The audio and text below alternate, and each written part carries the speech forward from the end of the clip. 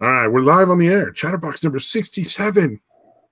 Delusions of Individualistically. Nice. I had to reference that whole Sargon thing. But yeah, number 67. Good Lord, that's a lot of these fucking things. Yeah. I should get the chat open, see if there's anybody in the chat. Probably not, but it's worth taking a look. Yeah, I'm seeing nothing so far. Oh, wait, mine didn't. Oh, I fucking opened it too early. God, I hate this doing this. So nobody in the chat yet. Engelhardt may or may not be joining us later. Hopefully he will. We have a lot of fun, entertaining shit to go over. I have to invite him through Hangouts. This ought to be interesting. Yeah. Okay, how do I invite? Oh, invite people. Okay.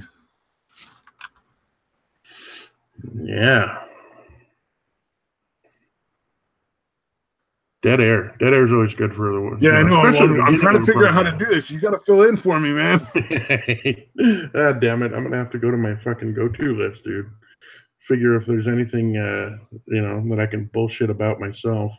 Yeah, start talking about, let's see. Fucking Tonka saw broadsiding UA as a fucking thing for Andy Worski. Yeah. Okay. Yeah. So I've only seen the video that UA put out about it. So I'm kind of limited on what my knowledge is as far as everything that went down. But yeah, apparently United what is it? What the fuck is his full name? I already forgot it now. Something archive, unknown archive, UA, otherwise known as UA. Apparently got invited on the Kumite a while back. This is probably about a week ago. And about a week ago, okay. Yeah, and from what he's describing, it sounds like he kind of got blindsided by Andy. Like somebody told Andy Worski that he was talking shit about him, like said he was a liar or something along those lines. And Andy and them just kind of unloaded on him. And UA was kind of like, dude, I never fucking said that. Like, I never said anything like that. And apparently still just kind of got trashed about it. And he was just kind of bewildered. Like he's, from what I understand, is he's pretty good friends with like Failure and Tonka Saw and has been for a long time. And I guess he was just really shocked by it, man. Like, I'm like, what? How the hell did this happen? Like, how would you kind of do that? And then he mentioned that like he was actually doing something for their setup. I can't remember if he said it was actually something physical. I don't think it would be because I don't think they live in the same area. I assume it was some technical shit. He was like, yeah, I'm still going to help him out with that. And then, after that, I'm probably going to be done or something along those lines. I was like, man, that's a better person than I, because I would have been, if I had gotten set up like that, I would have been like, fuck you, man. I ain't fucking helping. Yeah, no, that'd be the fucking... There'd be words. Oh, hey, Stenchover and Psycho. What's up, guys? Mm-hmm. All right. Yeah. So if Andy threw Failure under the base, or under the bus, under the base. Jesus Christ, my fucking! What is wrong with me? I can't fucking talk. Yeah. Oh, okay. So Failure wasn't really in on it then. Yeah. See, I don't have a lot of details because again, I follow Unknown Archive, but I don't follow. Andy or any of the other ones. And I couldn't bring myself to watch the Kumite. I still can't bring myself to watch it, man. Like I said, the last time I watched it was the one with Ranting Monkey like a month ago, or I think maybe longer now, where it was just like, you both deserve to get L's on this one. Like, they're just yelling at each other or whatever. That was kind of my last time I watched it. And, but yeah, it seemed... I was repeating private combos. Yeah, what the hell is with that? That is becoming widely accepted nowadays, dude. Like probably within the last month, that's become a very popular thing to do. Like I saw one with the first one that I was like, what the fuck is going on? Was with Cog and Day is Dead. And where Cog, they were having some minor disagreement, and they were kind of just they're really talking past each other, and I kind of blame Cog mainly because I think he's a fucking cocksucker. But because it seemed like he was not listening to what she was saying. So she like in DMs was like, "Hey, can we just talk in private about this so we can, understand each other?" And he was like, "Fuck you! Anything we can do privately, we can do publicly." Like, that's fucking horrible. Like, these are people that have actually hung out in person. Like, Day and Roy and Cog have actually fucking hung out in person, dude. And fucking to treat someone that you know like that well, or have at least met in real life, to be like, "Fuck you, we're doing this privately," and then putting up the fucking conversations like, "This is what you said, blah, blah, blah." And it doesn't really make them look good. It's like, look, all she's saying is you're not really communicating here well through the typed word, and that it might go better if you just talk for a few minutes privately. Yeah. And he was like, "Fuck you, fuck that," So that was kind of the first one. But yeah, I don't know exactly what was shown on that one, obviously, because again, I didn't watch it, but yeah, it's pretty crazy that people are really comfortable just putting private DM conversations out there, man. Kind of seems to like defeat the purpose of a DM. Yeah, like just tweet it. You might as well tweet at each other because you're gonna fucking see it anyway. Yeah, weird. I don't know, man. What do you think, Engelhardt? Fuck privacy. Fuck privacy. I wasn't trying to expect that.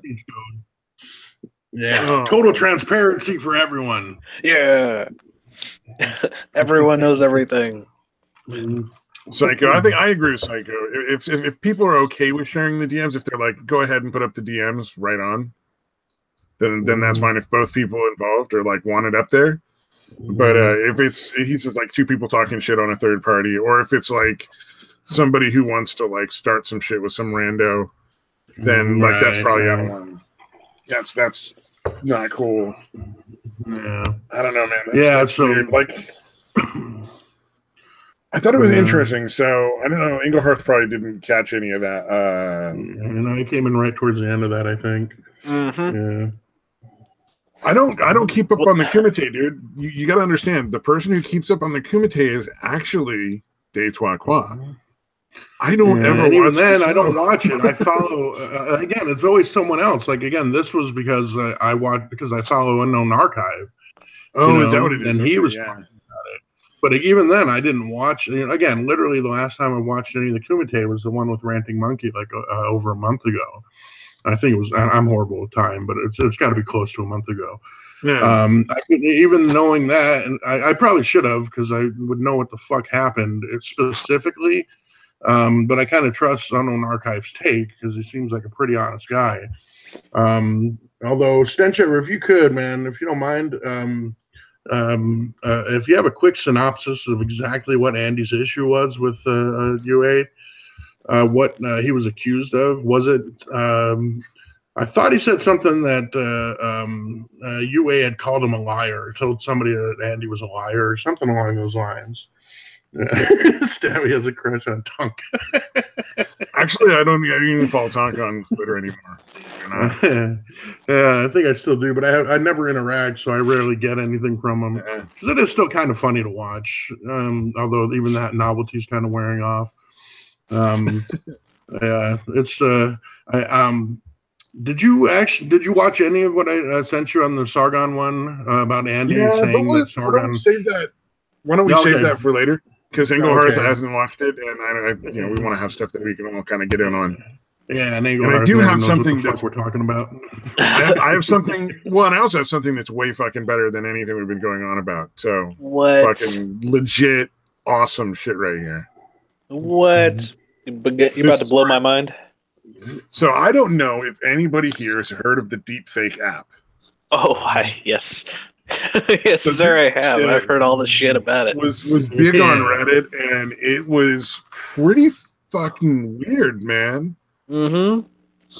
So do you want to go through a little bit of it, Engelhardt, since you saw it all on Reddit? Well, here, I don't want to ruin your intro to it, so go for it. Okay, so essentially, I was just going to go over the basics of it. Somebody created an app that makes it fairly simple for like the average layman to swap faces in video.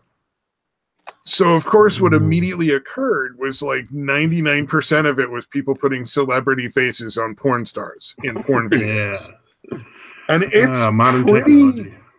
Like, you can tell that it's faked, but it's pretty good. Like, it's definitely like 2 or 3 steps away from not being able to tell, unless you're like a fucking expert, that it's faked. But it's on the way to being pretty fucking realistic. It's pretty fucked up. Yeah, that's fucking awesome, dude. And the interesting thing, what I'm kind of surprised is what didn't start occurring is people just rating Facebooks or like Instagrams, because all you need is a bunch of pictures of the person, and you can face swap them out. So if you have like an ex-girlfriend you don't like, or some chick you got a crush on in fucking high school, you could download this app and put their face on, whatever porn star you think looks enough like them. I mean, it's so weird and creepy and fucking epic. And yeah, that is fucking amazing, dude. And it's bad when Stabby's the one that's calling it weird. I mean, it's an amazing piece of technology. Like, it's so cool that can be done. It's just, like, who didn't think that it was going to go to porn like right away though? I mean, like, yeah, no, exactly. Like, dude, I would imagine that would have been the number one. If this was invented and it wasn't for that reason, that would be surprising, because you would have to know that's the number one thing it's going to be used for. Oh yeah, well, this GIF that keeps playing up here is part of a video where they swapped this girl's face out with Gal Gadot, the chick that plays Wonder Woman in the new movies, and it looks, I mean, pretty darn. It's pretty darn hard to tell that it's not Gal Gadot. Nah, that's fucking partially awesome, because the video is not super high quality, but like they're getting there. It's a little weird.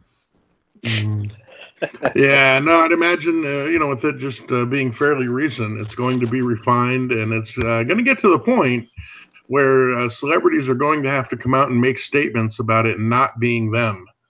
You know what I mean? Like, having to provide proof that it's not them. They're like, no, look, this is the original video. Look, seriously, they superimposed me. Oh man, it's gonna be so bad. Well, I mean, they're gonna have to hire they're gonna have to hire a company that all they do is research fucking porn to find the original videos. Wait a minute, that I know what I want to do for my part-time job on the side now. Yeah, we should start that now, dude. Fuck yeah, you'll get ahead of it, man. We'll help get your name in the clear. We'll watch the porn so you don't have to. I call it a business motto right there. Yeah. That's pretty solid. Trademark. Bam.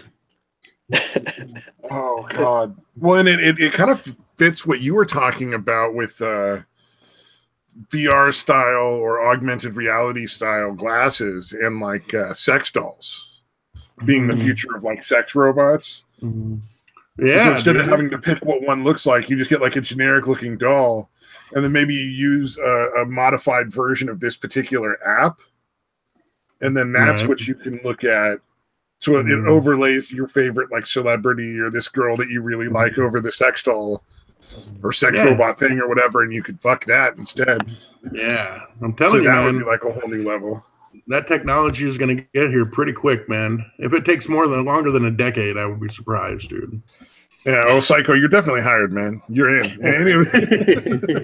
Anybody with low moral standards. Wait, I mean, hey, who doesn't want to watch porn for a living, man? Come on, that's a fucking dream job. Well, but our job is going to be like, bust people. I guess actually we'd have to have high moral standards to be watching porn to prevent fakery and stuff like that. Yeah, don't overanalyze it, dude. It's just a job that you can enjoy doing. You're right. That's a fair point. Have you heard of how much like they've been cracking down on this though? Like, Reddit wiped the whole thing. Yeah. Yeah, that, and hear like the response from Pornhub, because apparently they've been trying to like clean all the videos off of their servers. Yeah, which is really funny because they talk about obviously don't have a thing verbatim to go off of. But they're talking about how much like they don't have that kind of thing on there, and that's not what that's not what it's about. Like, blah blah blah. Continue on saying like, hey, this isn't a thing. We don't try to post. And they have entire like searches that if you type in deepfakes, it will literally show videos. That's fucking awesome. Oh wait, so you can go to Pornhub and just type in deepfakes, and it'll show a bunch of shit. Yeah, but that are actually titled that. Wow! So it's not even something that they should easily be able to find if they were serious about it. I would assume so. If Pornhub was serious about cleaning it up, I mean. Yeah, and there's probably only so many like. Well, I'm not going to show it on the stream, but I was just curious. Like, I was going to check. Like, did they actually wipe it out? But like, the first thing that comes up is like Ariana Grande and Megan Fox or something like that. Nice. That would. The response time on that is ridiculous. Oh, man. I have that shit tabbed, man. Dude, I think it would be hilarious if. Yeah, I think it would be hilarious if Pornhub was like publicly deriding it, saying, "No, we're not about this," and then secretly being like, "Hey, check it out. Just search." Really. It's right here. Oh, hey, Akino, what's up, man? Perfect. Yeah. Akino in the chat. No, that's a trick. That's definitely going to be interesting to see where that goes. Like, and by the way, if you're interested in the deepfake app, I think you can still get it via torrent. Oh, yeah. You just can't get it on Reddit. Nice. Yeah, I'd never heard of that before you had tweeted it, and then I checked it out. I was like, holy shit, that is fucking amazing. Yeah, that's the thing that exists. It's an interesting idea. I think it's a good technology because it can accomplish things like, say somebody dies before a movie's over, it's going to make it easier to make like that person look like they were in the movie. Yeah. Maybe we could get, cameos from characters or from actors that have passed on. Yeah, well, they did it in the Star Wars. Things you can do, yeah. They did it in the Star Wars movies with Carrie Fisher and the guy that played Grand Moff Tarkin, dude. Yeah, so that's kind of cool that it's going in that direction. I mean, right now it's just celebrities, which is still kind of shitty. But my concern is that it's gonna leak down to like just regular people. Yeah. Bigfoot. We're gonna get a lot of quality Bigfoot footage now. That'll be nice. Well, I'm just worried about the poor girl in high school. Fucking Taylor Swift. They were fucking. Here's a shot of Bigfoot fucking Taylor Swift. Don't worry, she'll sing a song about it. The poor girl in high school that just has a lot of Instagram photos out there, and then pisses off the wrong chick, and so she fucking puts out this supposed porn that girl made, and ruins your fucking life. You know what I mean? Like that's some crazy shit that's gonna happen eventually. Yeah, it's gonna be. We are living in interesting times, man. That's all I'll say.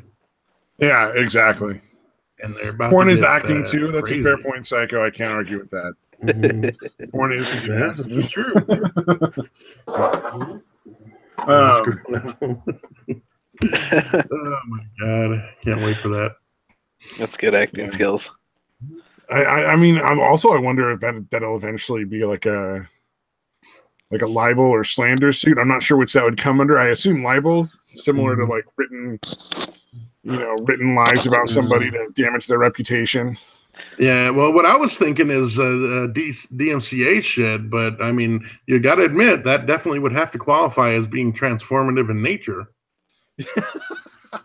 Yeah, it's a copyright violation. Sorry. Didn't I think what was it when there was a huge argument about it? People are trying to pass it off as you can't take it down. It's art. Like the main argument on the other side was because it's art, they shouldn't take it down. But it's like it's like no, you're literally ripping people's faces off and putting it on people, putting on porn stars. It's like that's not art, dude. I think it's fair for a celebrity to say, "Hey, look, you can't just put my face in your porn video." Yeah, that seems pretty that's not okay. Especially if it's being sold like mass marketed.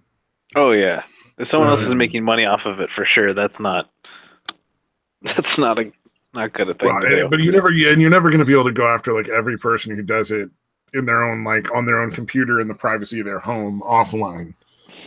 You know what I mean? Like they download a video and download like 20 pictures of whatever fucking celebrity they're into. Like David Schwimmer. Let's go with that one. You know, and so they're making weird porn with like David Schwimmer's face on every woman because they have weird fetish. That's just gonna, like, you're never gonna get that particular individual. That's not easy to catch, but I guess they can try to get the people that are like putting it out there, kind of thing. Is anybody else weirded out by the fact that David Schwimmer was who came to stab his mind for that one? He's a pretty man. Like, he's actually a pretty. It's the first celebrity I thought of. Like, I feel like he'd make a bad joke in the middle of it, though. Yeah, you'd have to make a bad joke. Yeah. Oh man. Oh, that's true. You could put your own face in porn, dude. As he wouldn't mind putting his own porn in face in porn movies.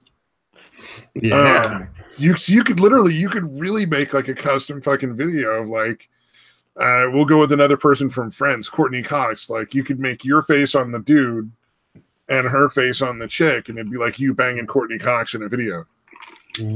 That's fucking surreal, dude. I'm sorry, this is weirding me out. Yeah, I'm telling you, man, there's a lot of applications for this. But I don't think those are good applications to have. Oh, I'm not passing any judgment, good or bad. I'm just saying there's a lot of them. God, can you imagine they go to your friend's house and he's like, check out this porn I made? Yeah, I can imagine fucking teenagers trying to pull off like, look, I'm telling you, I fucked this chick. I've got video footage here. Look how great I am at fucking her. Oh man. It's totally fucking your mom like an entirely different level. Oh yeah. Really, you would just have to comb like Twitter or Facebook and you could find enough pictures of dude's mom if you were really angry. We're getting darker and darker examples of how this can be applied, dude. And we're not bad people. Well, we're all a little depraved, I suppose. Yeah, don't give us that much credit. Come on, man. Oh man, yeah, that would be kind of interesting. I want to see where this goes. I kind of want this to go into like some dark places. Let's see, dark places. What do I have to tie into dark places? Yeah, do you think they could do take stuff from like monster movies and have like a werewolf fucking Frankenstein or something like that? Bigfoot fucking a werewolf, whatever. You can superimpose something that much, dude. Oh man, furries are gonna love it. Yeah, we're going borderline furries / horror movies. Now every porn is furry porn. They can just take a video of like two dogs banging and put their own faces on it, right? Like they're furries. In your head. Just like dogs banging, but with human faces on it, making weird fucking expressions, like whatever the computer determines that dog's expression that the face should make is. Oh my god, dude! Oh wow! Damn. Oh god! Oh, that's so good. I just need like two cats banging, and one of them be Trump and the other be Hillary Clinton. Because the barbed penis, like the female cats are not down. Jesus. Oh my god! Holy fuck, dude! Just imagine the next round of fucking political commercials. Yeah, just have fucking Hillary just saying "back off, creep" as she's getting fucked by his weird fucking Barbie penis. Does that technically count as bestiality? Because they're both at least cats, or is it just furries? Oh man, I don't even know anymore. See the legal ramifications. There's a lot of stuff to consider, man. That's true. Like the can of worms this is opening up. See, I like where Okinawa's going with this. Going with the mind fuck. Yeah, by literally having a video of somebody where like somebody's drilling holes in someone's head. This is why you don't click on links that Akinoru puts in the chat. Exactly. You really want to take that shit. Hey, it's 40 Mike. In the efforts of going downhill, I mean, we got to just ride the Akinoru train. Yeah. Hey, Mike. 40. See, all you have to say is barbed penis, and he's like, "Huh?" 40 Mike's in there, yeah. I'm in on this. I thought it was Muslim apologist, but I guess barbed penis works too. Yep. Isn't that like the same thing? Yeah. Now I'm just being an ass. Oh man. Oh wait, why should I say now? Because it's not like I'm not always an ass. Oh man, I have a couple of dark articles actually. Yeah, what else really you got? Good ones. Although I feel like we can explore this even further and get even more twisted and weird, but let's move on, I guess. Stop while we're ahead. Yeah. Well, we're still doing stop good. Before we get more behind. Yeah. All right, so this is a change.org petition. Didn't quite get to 300,000 they wanted to. Got 264,000 signatures. But they want to ban apps like Sarah, I don't know what that means. Sarah, where her daughter was told to kill herself. The fuck? Because it's apparently an anonymous thing where you can post shit. And here, let me read this. I have been scared, broken, and sick to my stomach ever since I read the message about my 13-year-old daughter, including I hope she kills herself. Seriously, nobody will care. No one, especially our youth, should have to read messages like this about them. This bitch has never seen the internet. Like, I don't disagree that that's a mean thing to say, and you probably shouldn't say shit like that. But it's like, lady, this is the fucking internet. That's fucking calm, right? Yeah, that's just kind of a general statement. It's not getting into any real specifics. Yeah, take the app off your daughter's phone and block it. Be a parent. Yeah. But yeah, the kids are fucking vicious though, especially online. Holy shit. Oh yeah. But yeah, right. They should be getting used to fucking people talking shit. You know, even if it's that horrible of a thing to say. Let's see. And then the stores that these apps are all on are like, they try to block them and ban them and whatnot. But I thought it was kind of interesting that they were trying to say like, this is like the new thing, that this is causing suicides. Because they did that with like music and shit like that before. You know, first it was rock music, and then it was rap music and emo stuff. And what was it in the 80s? There was like a big long fucking thing about is music causing people to fantasize about killing themselves and kill themselves. Yeah, didn't Judas Priest actually have to go to court? Like somebody took Judas Priest to court about that shit? I'm pretty sure. Or something like that. Let's see. Let's find out. Because that actually sounds pretty fucking entertaining. Judas Priest court. Yeah, I saw it. Maybe not. Let me see. Let me look it up too. Look it up too. Yeah, no, you fucking. No, a family sued him, blaming Judas Priest for a fan suicide attempt. Yeah, thought so, dude. Yeah, subliminal lyrics. They said it was subliminal lyrics that caused their kid to fucking attempt suicide. Yeah, it was in 1990. So the kid didn't even die? No, it was an attempt. It would have said suicide if it wasn't. And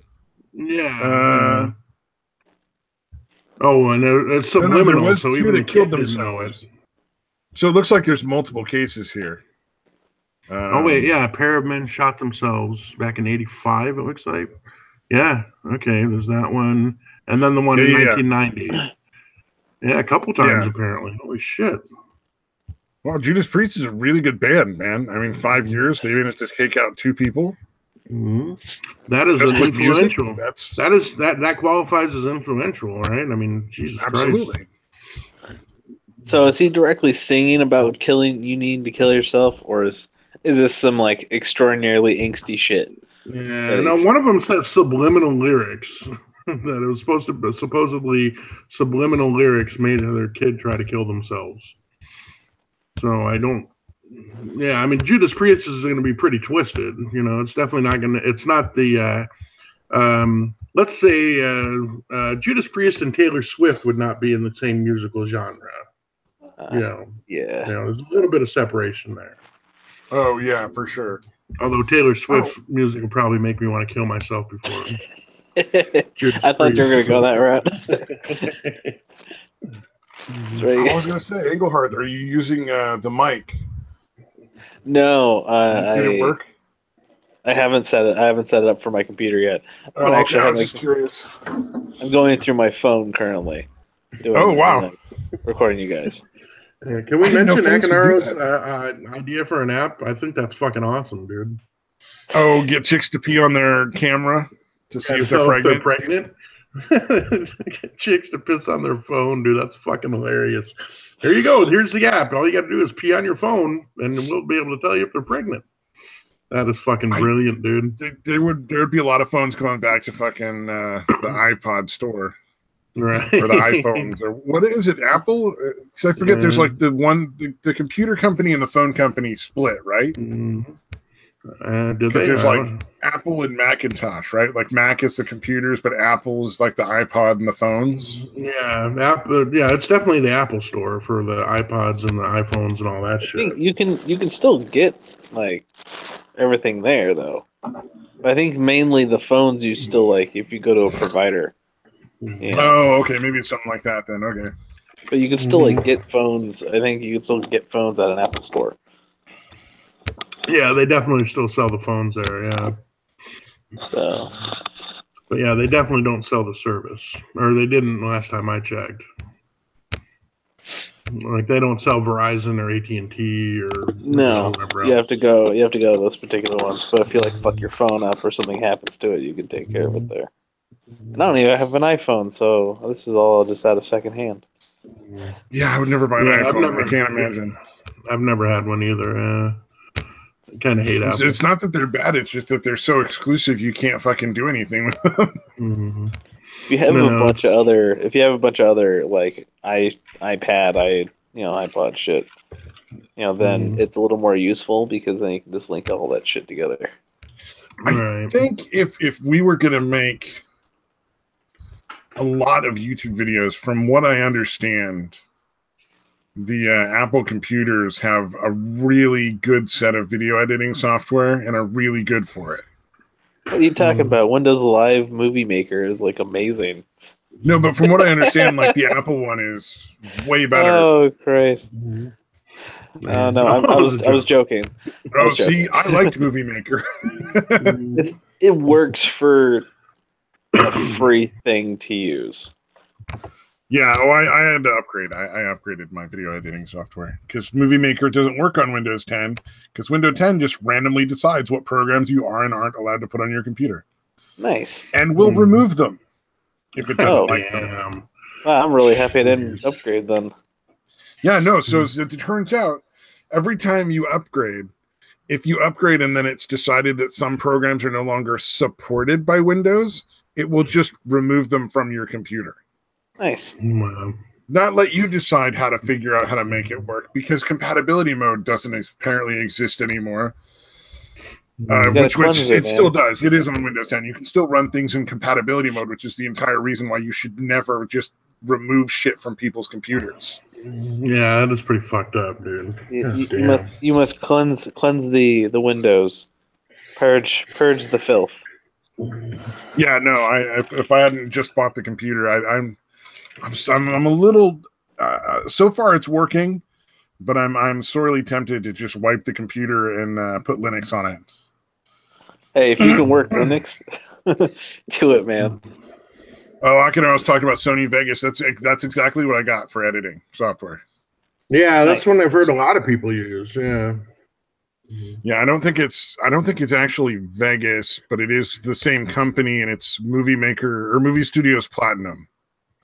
Mm-hmm. Yeah. I gotta jump on that Sony Vegas. Indeed. But I haven't used your mic yet because I haven't actually had my computer on. I've been crazy busy with everything else, and my phone works wonderfully for stuff like this. Dude, that's pretty badass. Yeah. So on top of that, I've also, when it comes down to gaming, I've been binging pretty hard on the PlayStation playing Monster Hunter World. Oh, is that's the newest one that's out, right? Oh yeah. I take it you're enjoying it. Have you ever been addicted to crack? Well, I'm addicted to Fallout 4. I've been addicted to Skyrim for years, if that helps. So it's a little like crack.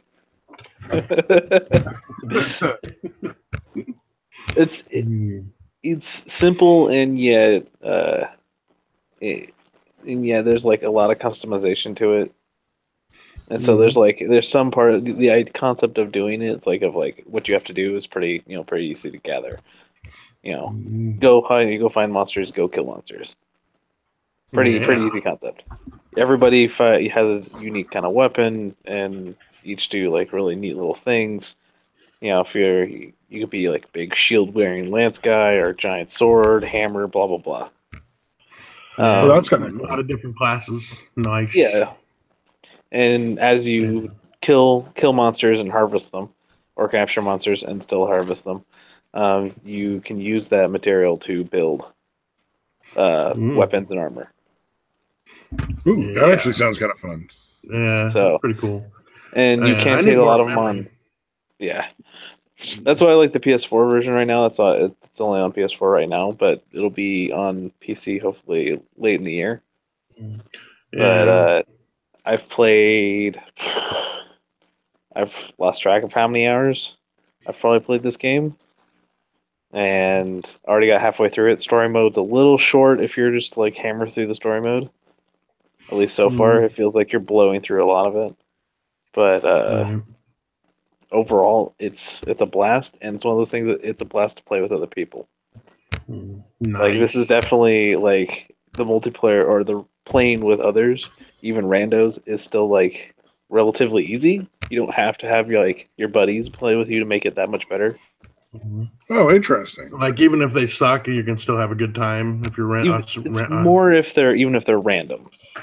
You know how it's well, no, that's the thing I hate about playing with random people is it's a crapshoot whether they know what the fuck they're doing, and it's gonna fuck your game up. And you can still come across that for sure, but these monsters, like a lot of the monsters you face, like can still, if you're not careful, just one shot you. And so it's like having that concept of like, I need to really be careful here, and I'm dead. God damn it. So it's definitely it's a difficult game if you get too lax with it, and so everyone kind of has that understanding with it, like what they need to do and don't get shot, right, or stabbed or stepped on or whatever the fuck, and everything is huge that you fight.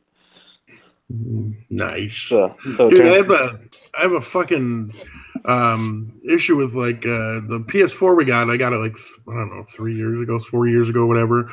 I don't have any. I haven't gotten any additional memory for it, and it's basically like there's only like 5 games you can play with all the updates and shit. Like there's only 5 games you can play on the fucking thing without getting additional memory.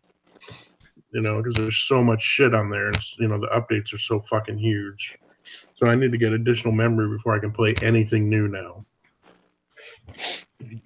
So I like 40 Mike's comment on it. It's like the Dark Souls of video games. Everything tries to live up to calling it the Dark Souls of whatever the fuck. Dude, yeah. That's a fucking... I actually sent a tweet about that a while back because I think it was Staggers and Jags had made a comment about Dark Souls, about how like he hates the game even though he's never played it just because of how much he fucking hears about it. And then fucking I was like, I'm like I think I said something like no game is as hard as Dark Souls, not even Dark Souls. Oh, there's something I gotta watch more of. Staggers and Jags. I keep wanting to watch this stuff, but I keep not watching streams anymore. Yeah, it gets old. He got time for that shit. Well, I've been watching a lot of like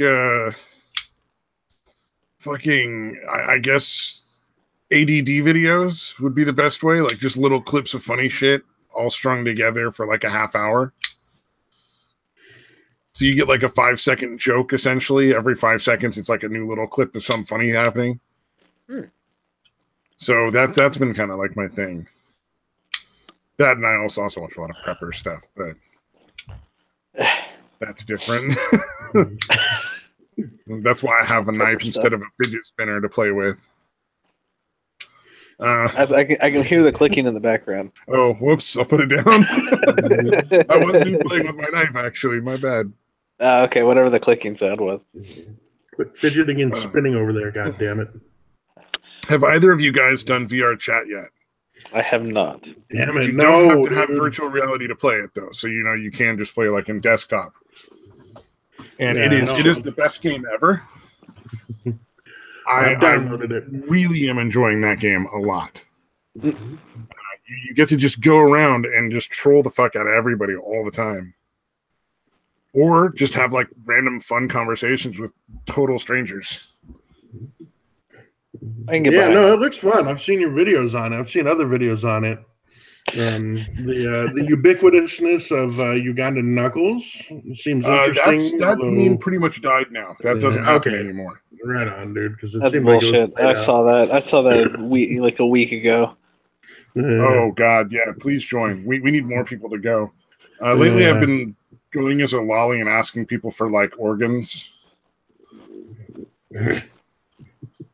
I've got a lot of bits that I want to do. I just need more people. Yeah. Yeah, that would be an interesting thing, dude. Yeah. Is that how you spell chemo?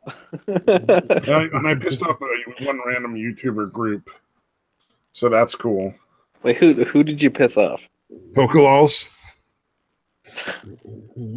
What? So I was in like a random like VR chat room, and apparently this whole group of apparently the streamers and the YouTubers or whatever just run around in little fucking bitch made groups to steal a phrase from fucking Kumite. It's not. Well, I mean, it's not originally from there, but I mean, like, they're just like fucking obnoxious. Like, I'd heard people talk about how streamers are obnoxious, but I didn't realize until I accidentally went into a room with a bunch of them.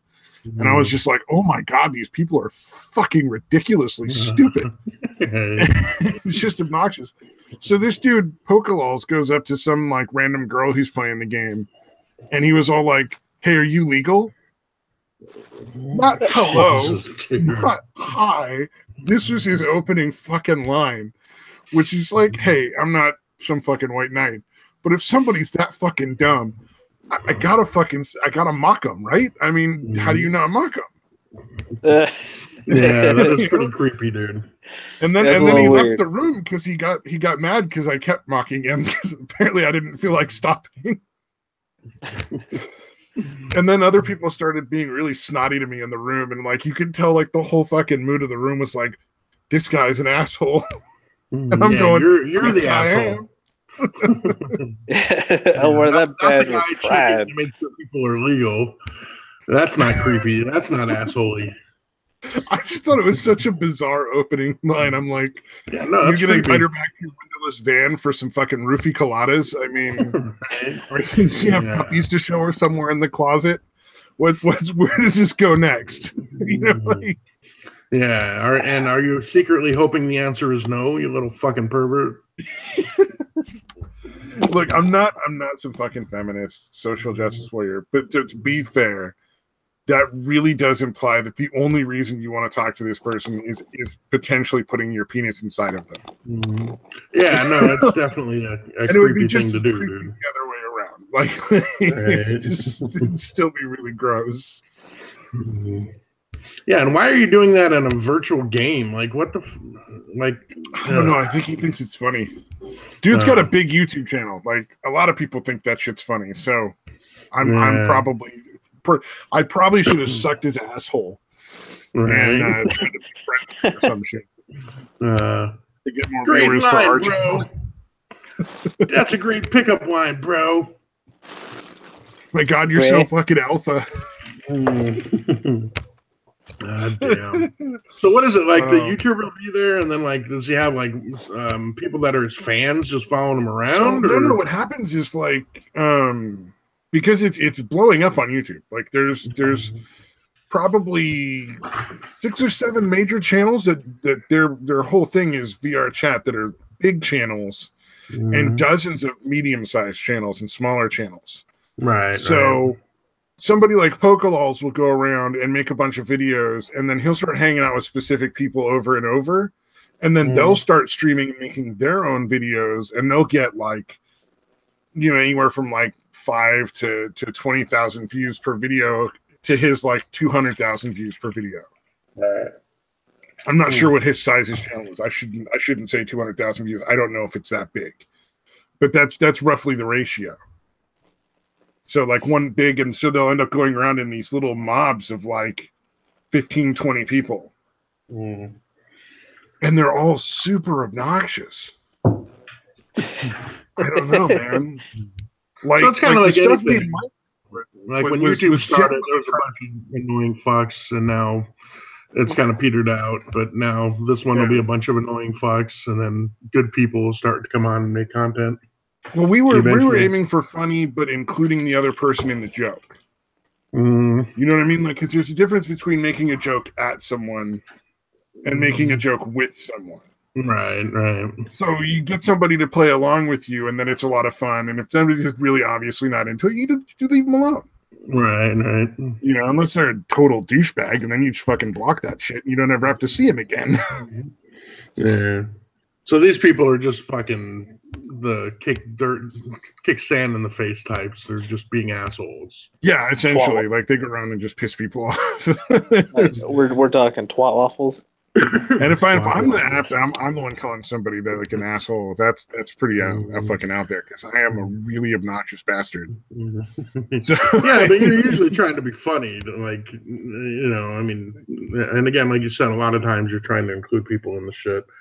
Although again, if you're fucking with somebody that's being an asshole, that's not that bad.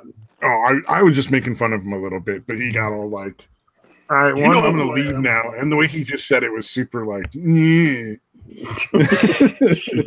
dude. And I'm like, he's going to miss you.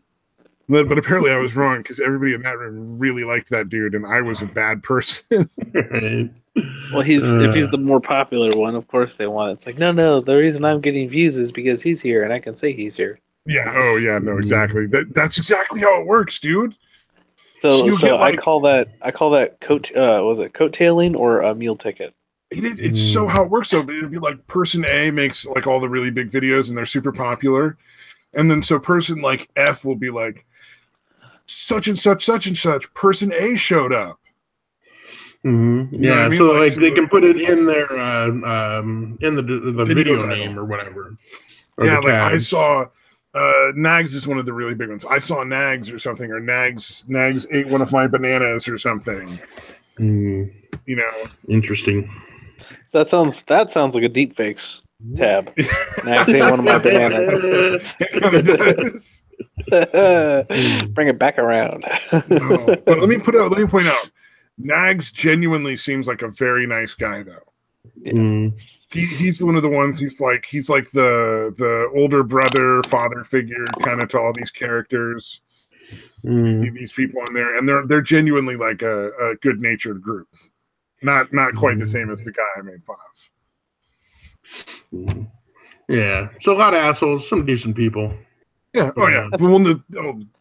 I've only ran into streamers one time, and there's so many fun people to meet on VR chat. It's so cool.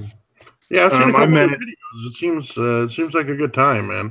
I don't know why I keep forgetting about it. Like I'm, like talking about it on the stream, and then fucking, by the next day, I've completely forgotten about it. Yeah, like I was just saying, we should probably try to get all of us together to play it sometime, because it's a lot of fun. Yeah, no, I've downloaded like everything that you need, like even the thing to like be able to create a character and shit. I don't know if I'm going to make the Burrito Wayward character, but we'll see. But like I've done all that, but I've just never, I haven't actually used it, like actually launched any of it. The Burrito Wayward? Mm-hmm. It's a really obscure reference, dude. Apparently. Yeah, I can explain it. You want to know? Fire away. Why not? Okay. Are you familiar with comic books at all, or not really? Not really. Oh, Jesus. Okay, so there's a character on in Marvel Comics called Spiral, who I don't really need to go into the fucking details of where she's from and all that, but basically it's a chick with 6 arms and she does sorcery and all this shit. Okay, or fights with 6 swords. Anyways, her character name is Rita Wayward, and I wanted to create a burrito with 6 arms named Burrito Wayward. Yeah, hey, I got that down pretty low, man. That's probably I usually really drone on with the explanation and with a bunch of shit that's not necessary. Kind of proud of myself. Mike just said Mojo verse. Mm-hmm. So I'm going to assume Mike got your obscure reference. Yes, Mike gets it. Thank you, Mike. Yes, he is definitely from the Mojo verse. For people that don't get the reference offhand, they don't really need to hear the whole explanation. Like what you just went through is perfect. But for somebody who gets it, they probably already know the whole explanation, or at least are close to knowing it all. Yeah, no, Mike definitely gets it, dude. And this is where the research falls to you. Yeah. And if you want to know more, search Mojoverse or Spiral or Longshot or Trevor Arize. Or okay. All right, I'll leave it at that. I was gonna fucking name off as much shit. The spineless ones. Okay, that's enough. Okay. Okay, now I'm done. What was it? There was this dude one night when I was in VR chat that was really funny. He was so sad and desperate. It was so cringy. His name was Lady Killer. And so he was going around trying to find a VR chat girlfriend. That a lot of guys do this. I assume they're all young dudes. And he was talking to this chick, and she was clearly like, yeah, no, not gonna happen. Like she was trying to be really nice and not like just flat out be like, dude, you're creepy, leave. But like trying to be nice about, like, not really interested, and that's not how she plays the game or whatever. And then he's just like, I'm gonna sing you a song now, and just launched into this really badly sung, like, romantic song. And I was just like, I'm gonna go somewhere else. Like, I am so wow. The secondhand cringe and embarrassment is killing me. I need to get away from this. Although I did find a guy who was wearing his avatar was wearing a Netflix shirt. And then I found a chick who was playing an avatar that was wearing a chill shirt. It just said chill. And so I had to get those two to meet. I'm like, you guys belong together. I'm sorry, it's fake. Chill. Netflix and chill. I can't do anything about this. And we all had a good laugh about that for a minute. We are one. We are the same. We are Netflix and chill. It was a terrible joke. It was like the worst dad joke that I fucking inflicted on people. Nah, that's fucking great though, dude. That's perfect.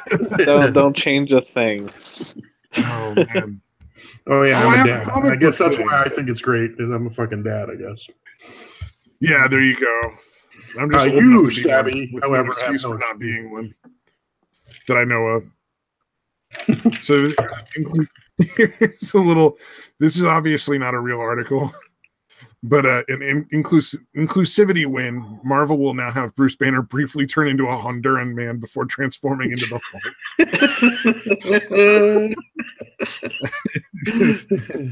This is a parody, you said? Yeah, it's clearly not a real thing. Well, you can't really say clearly anymore. The real life shit is so fucking wacky sometimes. It's that makes it difficult to know. It's like so. But yeah, I mean, if you don't know that the website's like that and you see that, you can be like, "True, I should be parody, more right?" clear. Like I'm like 80% sure. I should be 100% sure that's a parody, but I'm only about 80 because the world's so fucking wacky nowadays. Yeah. How much bullshit? It would be fucking hilarious if they did that, though. Suddenly he's like, Honduran. And then he's a fucking Hulk for no reason at all. Oh man, America is a diverse melting pot, so it only makes sense to have superheroes that are occasionally aren't white for a bit," said editor-in-chief C.B. Cebulski. That's awesome. Man. That's awesome. Yeah. Oh man. They have enough lesbian, disabled characters and minority characters they've introduced recently. You know, why not? Let's get all the bases covered. I'd watch the shit out of it, man. To be honest, I'd watch that shit. Mm-hmm. If it was in a movie and suddenly he's a Honduran man for like 20 seconds and then he's the Hulk, you'd be like, what the fuck? Yeah, have him transform into that. Yeah, that, and then maybe transform into a trans lesbian woman. That would be interesting. Throw that in there too. That would be like a Spider-Man thing. Yeah. My trans woman senses are tingling, and then he's suddenly a trans woman for like 3 minutes or 3 seconds and stuff, like using his spider sense instead. Mm-hmm. All right. That got it'd be like a combination of the Spider-Man and the Hulk. So Spidey senses, my lesbian senses are tingling. Now I'm a lesbian woman. Trans lesbian woman is perfect. Yeah. Okay, I have a Florida man thing that I just found on Twitter that I have to read real quick. Yeah. A Florida man was arrested as he attempted to cash a $368 billion check to build an underwater restaurant. What the fuck? That's all I got, by the way. I don't have any of the rest of the article. Sorry. No, that's good. That's enough, man. That's a perfect conversation starter. Does it happen to say where he tried to cash the check? No, that's all I got. He clearly looks like a homeless man. Right. Yeah. I would like to know where. Like I'm thinking it should be a bank, but I'm guessing because it's a homeless crazy guy, it might not have been a bank. It might have been like a Circle K or a used furniture store or somewhere else that would be, similarly inappropriate to cash a $368 billion check. Yeah, I wanted to have done it like at a Checks Plus or whatever, one of those places where you can get the payday advance thing. Yeah, exactly. It'll be like, look, I know I have to pay more because whatever, but trust me, it's good. Akinara says he can't walk around naked at home because he would masturbate all the time. I'm just thinking, good lord. It looks like a Jackson Pollock house with a black light. Damn, dude. Nice. Oh, man. That's fucked up.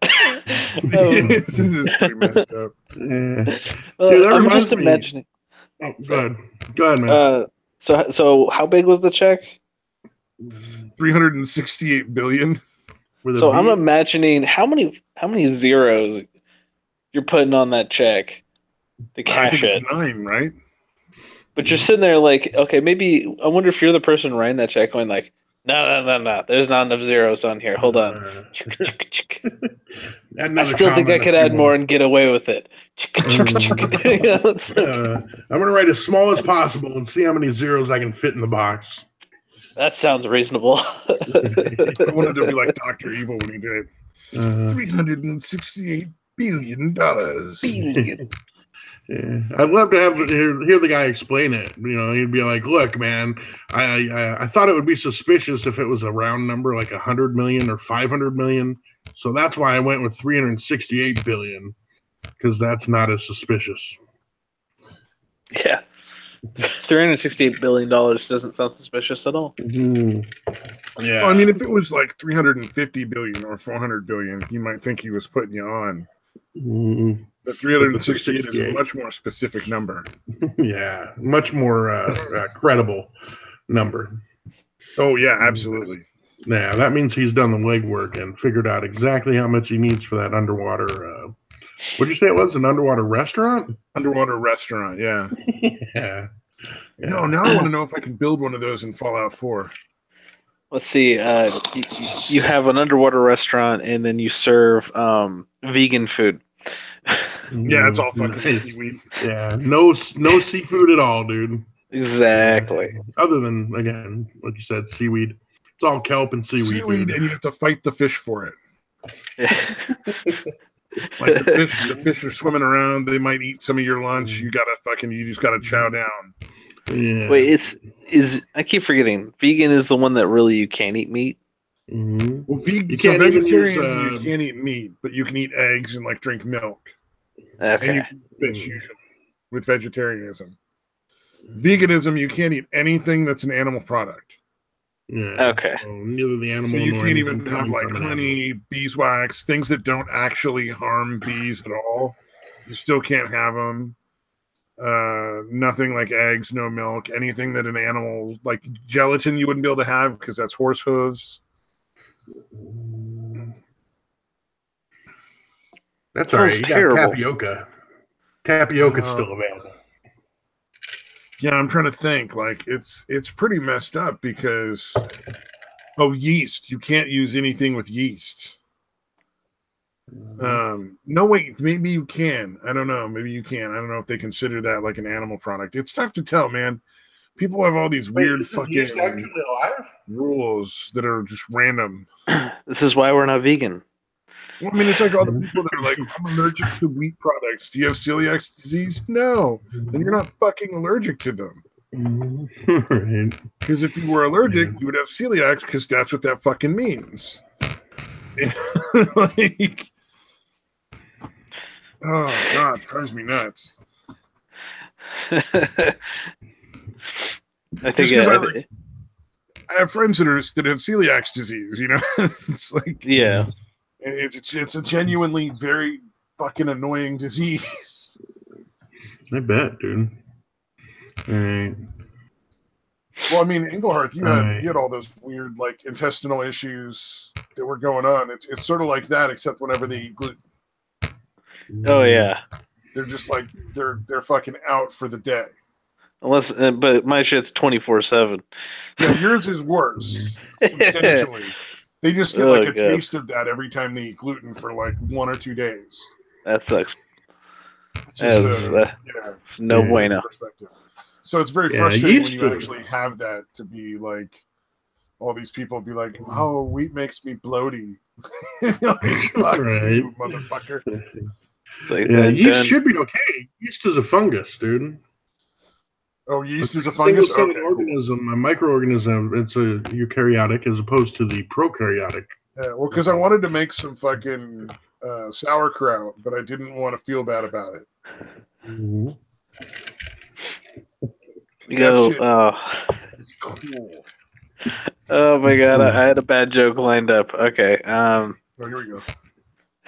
So it's like you want to make some sauerkrauts. It's like, but you don't want to make it. You don't want to feel bad. Just piss off some Germans. Oh, that was a good dad joke, man. I approve of that joke. Crohn's. Isn't that what you have, Engelhardt? Crohn's? Yes. Yay, Crohn's disease. Party time. Is Psycho saying that he has that, or is that just explaining that Crohn's disease is fun? I think he's just pointing out that it's a crappy one to have.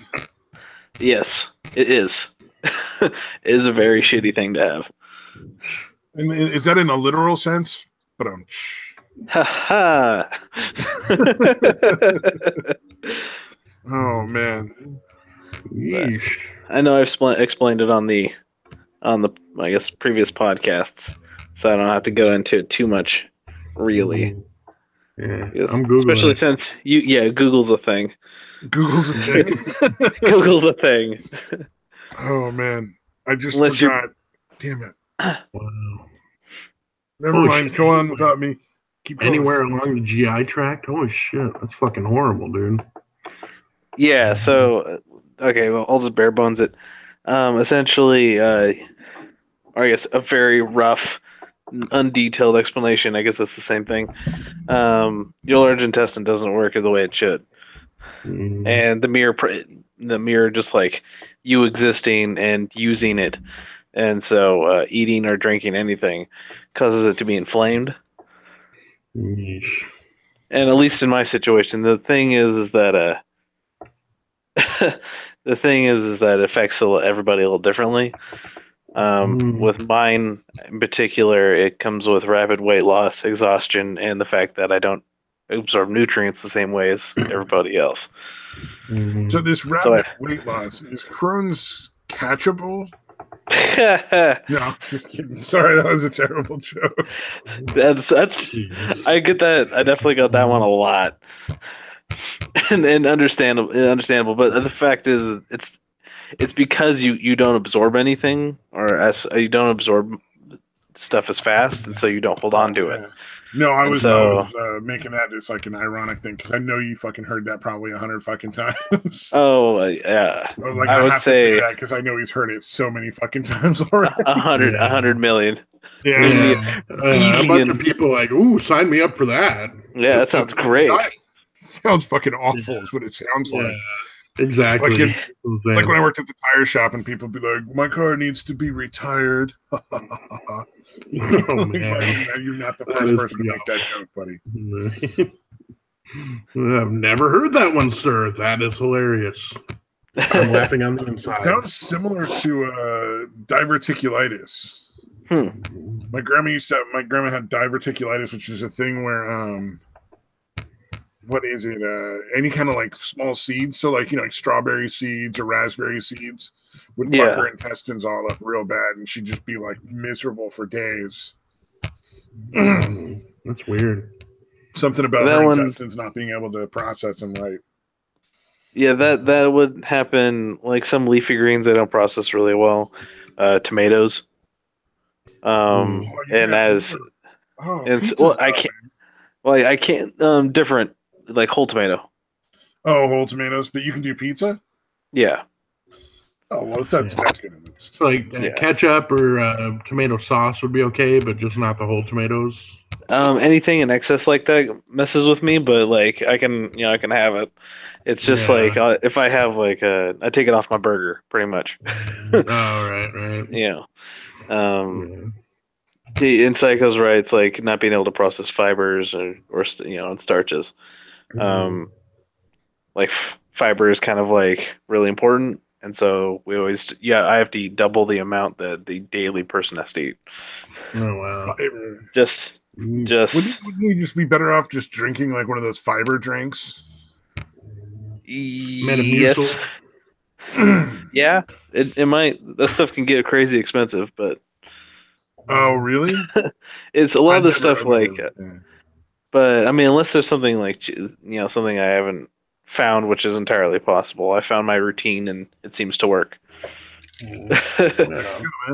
It's not painfully expensive, and it doesn't stop me from completely checking out on all foods. So yeah, well, we just did salad at my house the other night, and man, I don't think I'd be a happy camper if I couldn't have salad at least once in a while. Yeah, I mean, I couldn't eat it every day like I should because I'm a fat fuck, but once in a while it's good. Yeah, I even eat salad once in a while, like once every 6 months or so. So yeah, I think I could do okay without it. And you still just kind of like some of the times you sit there and you go like, you know what, I need this. So I'm just gonna do it, suffer for a bit, and then just kind of like feel better later. Yeah, like every once in a while you're like, all right, I'm just gonna do this because I want it, and I'm gonna take the hit later. Exactly. Yeah. Pop-Tarts. There's so much sugar in Pop-Tarts, they give me an anxiety attack. Jesus, dude. Like every once in a while, like every 4 or 5 months, I still have to have like some Pop-Tarts. Hirschsprungs. Hirschsprungs disease. Hirschsprungs. So man, I'm so fucking used to VR chat. I started trying to mute myself with V on my keyboard. I fucking realize. Yeah, pretty soon Stabby's gonna have a hard time interacting with the real world. He's gonna be a VR saving up for the fucking VR helmet because my computer can run it. Nice. Partially for VR chat and also because like VR porn, I gotta see what that shit's like. That's gotta be fucking entertaining. Oh, that looks like it sucks. Yeah, that's just processing, like defunct processing. Ouch, that sounds painful. Do tell us what it is, sir. So it's where I guess the way that how's the way they put it? It's the nerves in your large intestine don't work to the point where you can't push out stool. Holy shit! Oh no! Fucking is that? Am I reading this right? Let me double check what I'm reading. Oh, it's like Crohn's, but 100,000 times worse. Actual dead intestines. I've heard about that thing where like your intestines start to die and you have to have a big chunk of them taken out. Oh yeah, it is literally the result of missing nerve cells. Yeah, you're missing those bits to like push out food or I guess shit by this point. And also, Akinar on the chat, thank you so much for telling me all about the VR porn information. Nice. I'm actually mostly just looking at all the VR games. I think there's going to be more and more of those as the tech gets better. So I was hoping to get in on it early. VR is really fun, and I've played like really cheesy games with it, but I haven't really done anything like super. But I watched a few YouTubers on the VR super hot.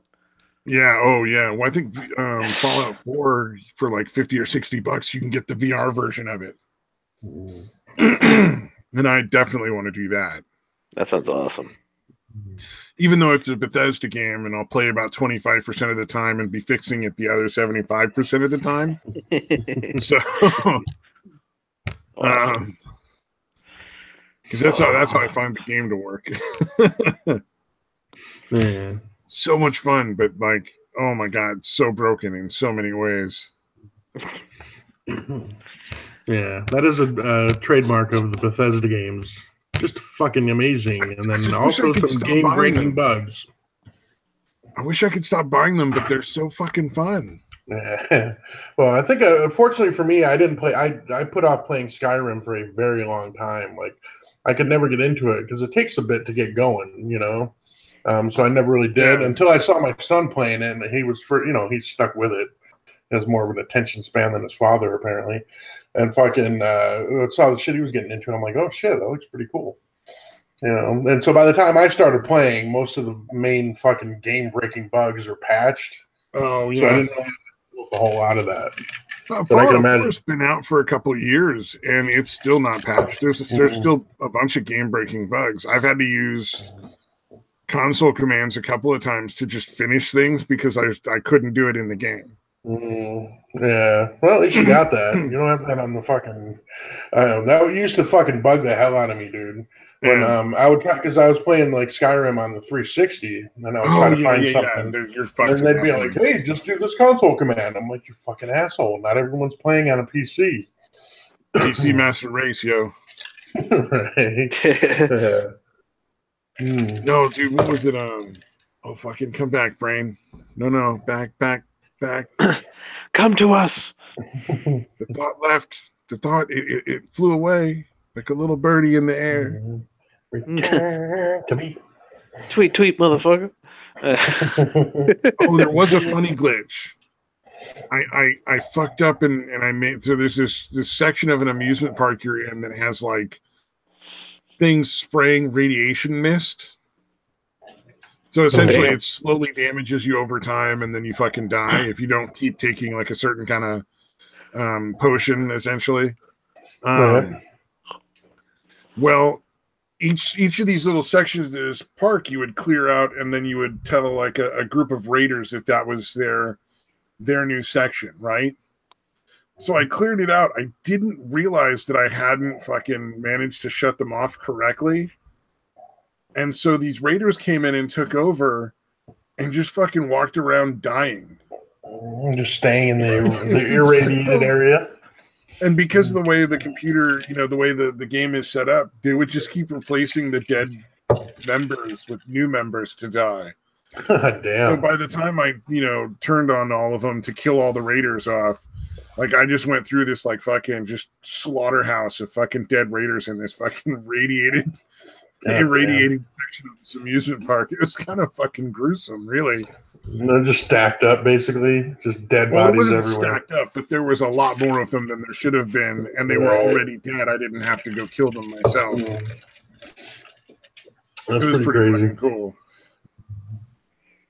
Oh man! All right, gentlemen, I have to be at work an hour earlier than per usual, and I'm going to be traveling down south for the week. Mm-hmm. So dude, if you're gonna go down on your girlfriend, we don't have to fucking hear about it, dude. None of our business. Wait, if you can hold on for like 5 minutes while and entertain the thing while I run to the bathroom. Do the thing. Damn it! I was gonna ask that too, but yeah. All right, so you're going down south. Tell the audience all about your trip while Deitwa and I both leave you alone for 5 minutes. Fuck you guys. No, I'll stay. I should be okay. Yeah, see, he's cool. So no. Have him talk about going down south, eating at the Y. Any other euphemisms you want to throw out there? But no. I have a work trip down south, and so I have to go do that for the next couple of days, and then on top of that, this weekend, which is a competition. Dance competition. Yes. Yeah. So I will hopefully be back in time for this next week. Mm-hmm. Hopefully, it's a lot closer. It's only a couple hours away, as opposed to a lot more than that. Right. But yeah, not too bad. Right on. Yeah. Cool. So that is my week, and that is holy balls. I'm going to be exhausted. So I'm either going to be extremely tired on the next podcast, or tweak the fuck out on caffeine. Mm-hmm. Yeah, either way, man, it should be interesting. Yeah. Yeah. I'll have the camera on, and I'll get the eye twitch on and everything. So there we go. Yeah. Freaking out, man. Freaking out. So wait, do you still work on the mental health stuff, or are you doing something different now? Oh no. I have the wonderfully interesting job as a salesman. Ah, nice. All right, hold on. See you later, Akano. Yeah. Oh yeah, later, Akano. Sorry. Yeah. So apparently, a traveling salesman. No. So what I sell is boilers and water heaters and storage tanks and stuff like that for residential, commercial.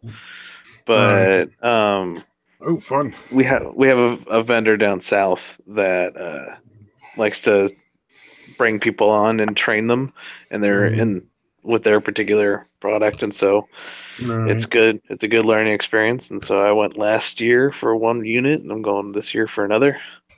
Oh, okay. So it's basically like a week of training, essentially. More or less.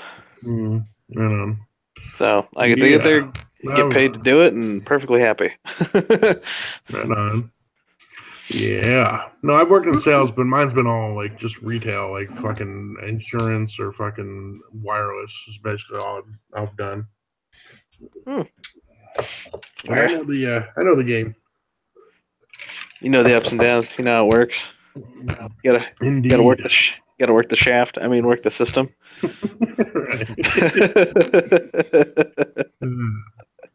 Yeah. All right. Yeah, so, you cannot imagine how much of a not people person I was before I took a job in sales, though. Oh man, I was really surprised that I actually took this to begin with, because I was like, I remember at a much younger me laughing at the concept of being a salesman. Yeah, me too. So I find it very ironic. Ironic? No, I remember. Yeah, when I had the opportunity, because it started with working for Verizon, or having an opportunity to work for Verizon as a salesman. I'm like, dude, I'm like a really honest guy. I don't think I can be a salesman, because I have that perception of it. Like, no, you got to be willing to rip people off if you're going to be a salesman. Not really. It's not really the case. You can actually be pretty honest if you fucking know what you're doing. Yeah. But still, I mean, you want to make things happen. Right, right. How do we know you're not selling us something right now? Yeah, damn it. My wallet feels lighter. I think it's Day12's fault. Yeah, I'm thinking. God damn it. Oh. Can't trust you, man. Can't trust you. So I am back. If you want to run Englehearth, that's cool, and I can cover for a couple minutes while you the restroom if you need to, Day12. I got stuff. Yeah. All right, right on, dude. All right, yeah, I'm gonna step out. Englehearth, good luck with your trip and all that. Hope you have a blast, etc. Will do. Hey, man. All right, I'll be back. And I will catch all of you guys later. Yay! Thanks for joining us, Englehearth. Bye, everybody. All right, man. Later. And we are going to go talk about BBC. So apparently early in February, the 2nd of February, the BBC says Tommy Robinson is a bigger threat to the UK than the jihadis.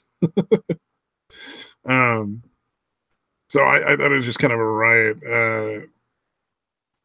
Apparently, the government's kind of being a little sneaky with how many people had left the UK to go join, ISIS, whatever the fucking terrorist group is called now. I mean, it keeps changing its fucking name, so who fucking knows, right? But they're bringing them along with also the people that are sneaking along with the immigrant crisis there, and the government's not letting on when they actually know that they're bringing apparently known terrorists in. But they're claiming that Mr. Tommy Robinson, who is very outspoken against the mass immigration in the UK, is more dangerous than that. I thought that was kind of an entertaining little random snippet there. And now that I've talked about Islam, I'm hoping Mike will show up in the chat to tell me why I'm wrong. Psycho, talk about your penis. It's a large subject. There you go, man. Oh, but is it too large? Because, man, I mean, there's a certain point at which chicks will be like, yeah, no. It just depends. Or certain shapes, too. I know I used to know this one chick. She fucking dated some dude who had a dick that hooked to the left real fucking hard. And she was like, I couldn't do it.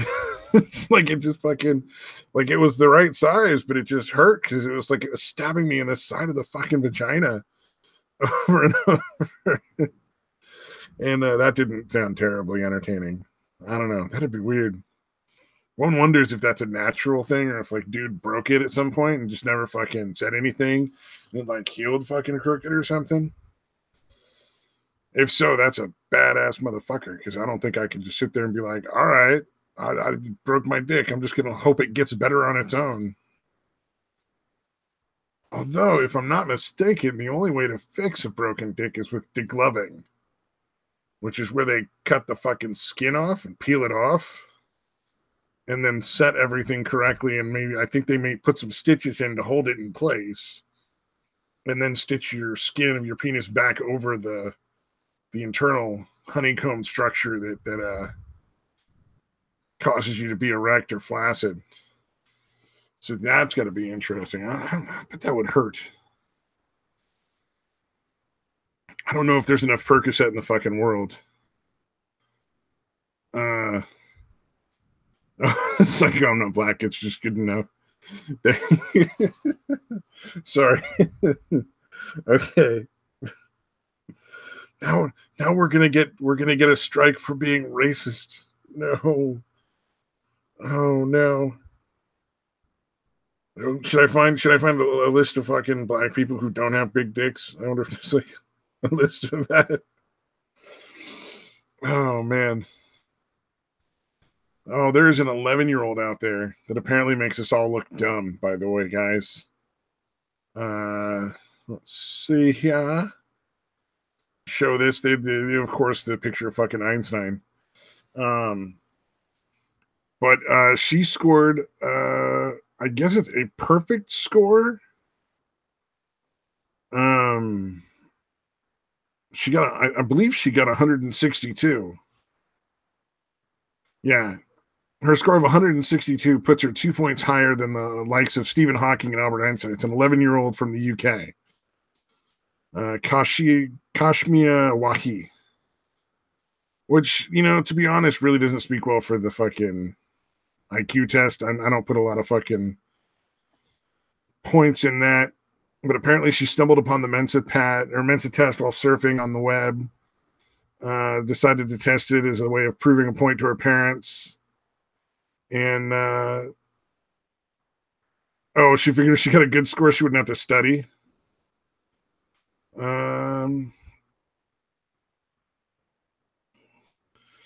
She's thought to be the youngest test takers ever to achieve a perfect score, partly because participants have to be at least 10 and a half to take it. I question this, though. Now that I'm looking at this article a little more closely, I kind of wonder if there may have been a little fucking playing around with the fucking scores because she matches a certain fucking racial profile and they want to encourage that or at least make claims. I don't know. You have to say if that would be beyond her. Yeah, the IQ test can easily be studied. Now that's the real issue I think with the IQ test is you can literally just study like how the questions work.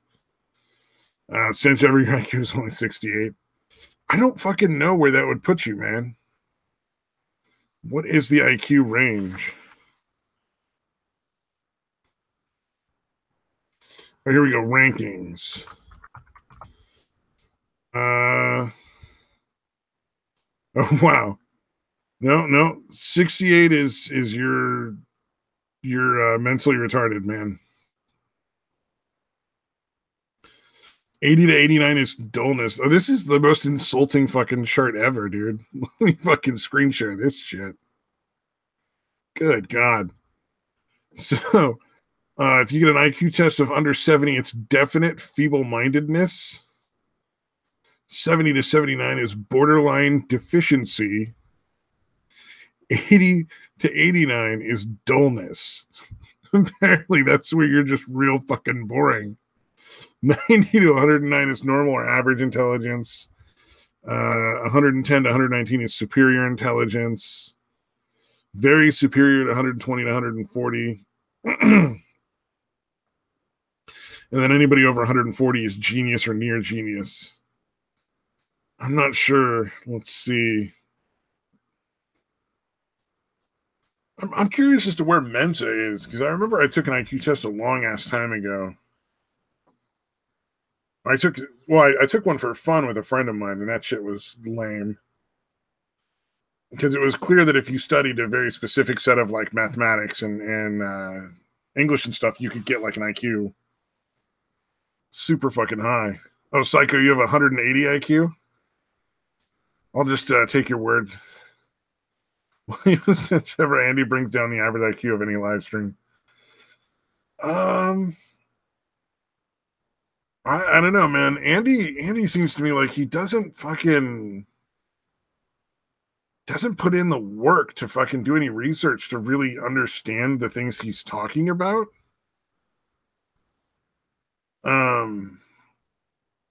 No, I didn't know you were mentally retarded, William Stenchever. I'm gonna just continue to not care. Either way.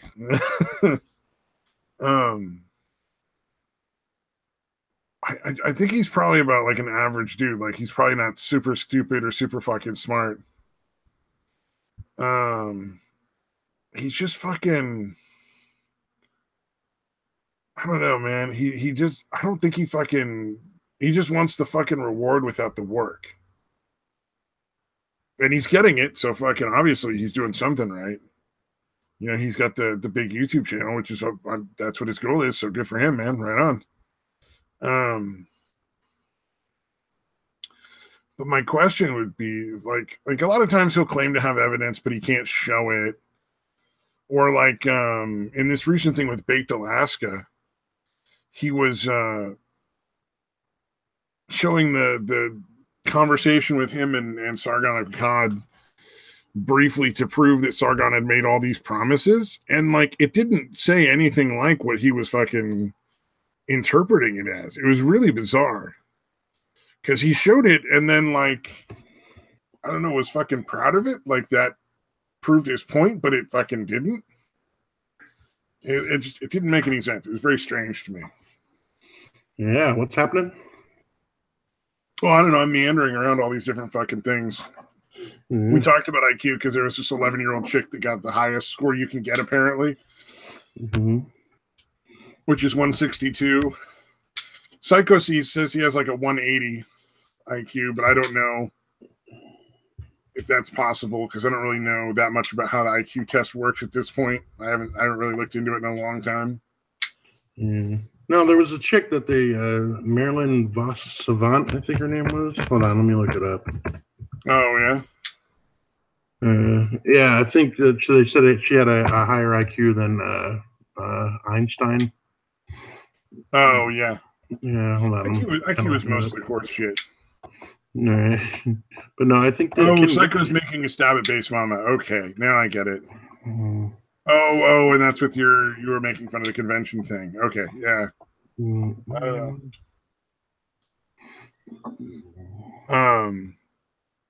I'd already just forgotten about that, to be honest. 22 years, 10 months, 228 score. Should have scored 228. Oh, 228? Man, so I don't even know. Apparently 162 isn't that high then. I don't fucking know. Yeah, I think anything over 140 is considered genius. Actually, I'm not even sure on that either. Now that I fucking think about it. Now I'm going to have to look that up. What is a... Oh, I had to get at least 132. Because I got, on the IQ test, I scored into Mensa or something. But I don't fucking know. The whole thing is horse shit. Because if you study the right mathematics, you'll get a high score. Yeah. But it is, anything over 140 is considered genius or near genius. Okay, well, I definitely didn't get any more than 132, if that was it. Right. I scored it in Mensa, but I didn't score it in the genius range. That's for damn sure. Yeah, I've never taken a full IQ test. I know they had us take one in rehab. They had us take an IQ test for some reason, and I did twice. Yeah, just to do it, or is there a reason for taking it? The second time was just to do it for shits and giggles when I was in college with a friend of mine. We just bought an IQ test and took it. But the first one was administered when I was in kindergarten. So it's not an official score. But they wanted to test me because they thought I was mentally retarded. God damn. Because I have dysgraphia. And so I couldn't write. And this is, way back in the fucking old days with the dinosaurs when there were no computers. Well, not that there were no computers, but computers were not like household things or in schools. Right. And so I couldn't handwrite things. So they assumed I didn't understand anything. No, I gotcha. But what they found out was that I was just dysgraphic. And the only thing I couldn't do was write, but I understood everything. And like I ended up getting like a typewriter and stuff so I could type everything. And doing like handwriting fucking therapy classes. And then William Senchever's trying to stir some shit, saying because we don't follow the lynching crowd and go after Base Mama. Oh yeah. Yeah, see, that's what I thought you were talking about. I thought you were talking about how Medicare cut her fucking the video she put on Twitter about the crowd server where he cut it off to make her look bad. Where shortly after that she's like, I didn't do anything in there. I'm not reaching. I'm not. I got better. But that's what it sounded like you were talking about when I came back in. I don't know what the hell you were actually talking about. But no. You were talking about something. Yeah, they just gave me an IQ test, and then what was it? Apparently, I had a fucking reading comprehension of like graduate school level or some shit because I would just read all the time when I was a kid. But I don't know, it was weird. Yeah, no, I always tested really high on. When I was in school, they had the Iowa tests I don't know if you did that when you were in school. They had the California Achievement Tests when I was I know in New York they had the California Achievement Tests, and then when I was in Arizona, that had switched over to what they called the Iowa Tests, and I always tested really high on STAR testing, but I suspect it was the similar or the same. Yeah, it's like an assessment thing. Like I always tested really high on that. Like they would do a grade equivalency thing, and like in 7th grade, I was testing at a fucking like a college freshman or college sophomore level. Yeah. Well, anybody that pays attention in high school and actually does homework probably could do that. To be fair, like I didn't do any. I don't think I was hot shit in kindergarten. I think I just paid attention and read books a lot. So I was way ahead of the curve because at that point, if you're not shitting your pants, you get a fucking A anyway, right? Like, dude, you don't fucking shit yourself in school. You're doing great. Welcome to kindergarten. No, it wasn't until like actually doing your homework was like necessary to pass that I started having trouble. So like in junior high, I had trouble with like math was always really easy. I was always math was like fucking just came really naturally to me. It's so easy, but it's so fucking boring. Yeah, no, I enjoyed it for some reason. It's fucking weird. Well, not enjoyed it, but I didn't mind it, I guess I should say. But the stuff for like reading and language arts classes, I would never do my homework because shit just fucking that was the shit that was mind-numbingly boring to me. Unless it was something that I wanted to write about, and that wasn't usually the case, so I just fucking wouldn't do anything. Actually, it was when was it in 9th grade? Same thing happened in my language arts class. I never did the homework, never did any of the fucking work. And one day we were in the computer lab, and I just typed some shit out of fucking boredom on something I felt like writing about, and I turned it in. And the teacher actually like kept me after class and like basically accused me of copying it, of plagiarizing it from somewhere. Because again, I hadn't done anything. She probably thought I was a little slow, which happened a couple of times. But yeah, I was like, no, fuck you. Like, look at my test scores and tell me if you think I'm cheating. Because I always tested really high and all that shit. I just never did any fucking homework or put any effort into anything. It happened in my geometry class too. My geometry teacher. Why would you do homework when you can be like out hanging out with your friends and fucking doing stuff? Yeah, video games, dude. That's pretty much it. That's cool. I'm saying, like there's a lot of other stuff to do besides homework, man. Yeah, but yeah, I found out my geometry teacher had he thought I was slow, like he thought I was like mentally disabled or whatever the fuck you want to call it. And then he looked at my test scores and he was like, "Oh, this guy's just troubled," and which I took, because I found out that like he actually thought I was fucking slow or whatever.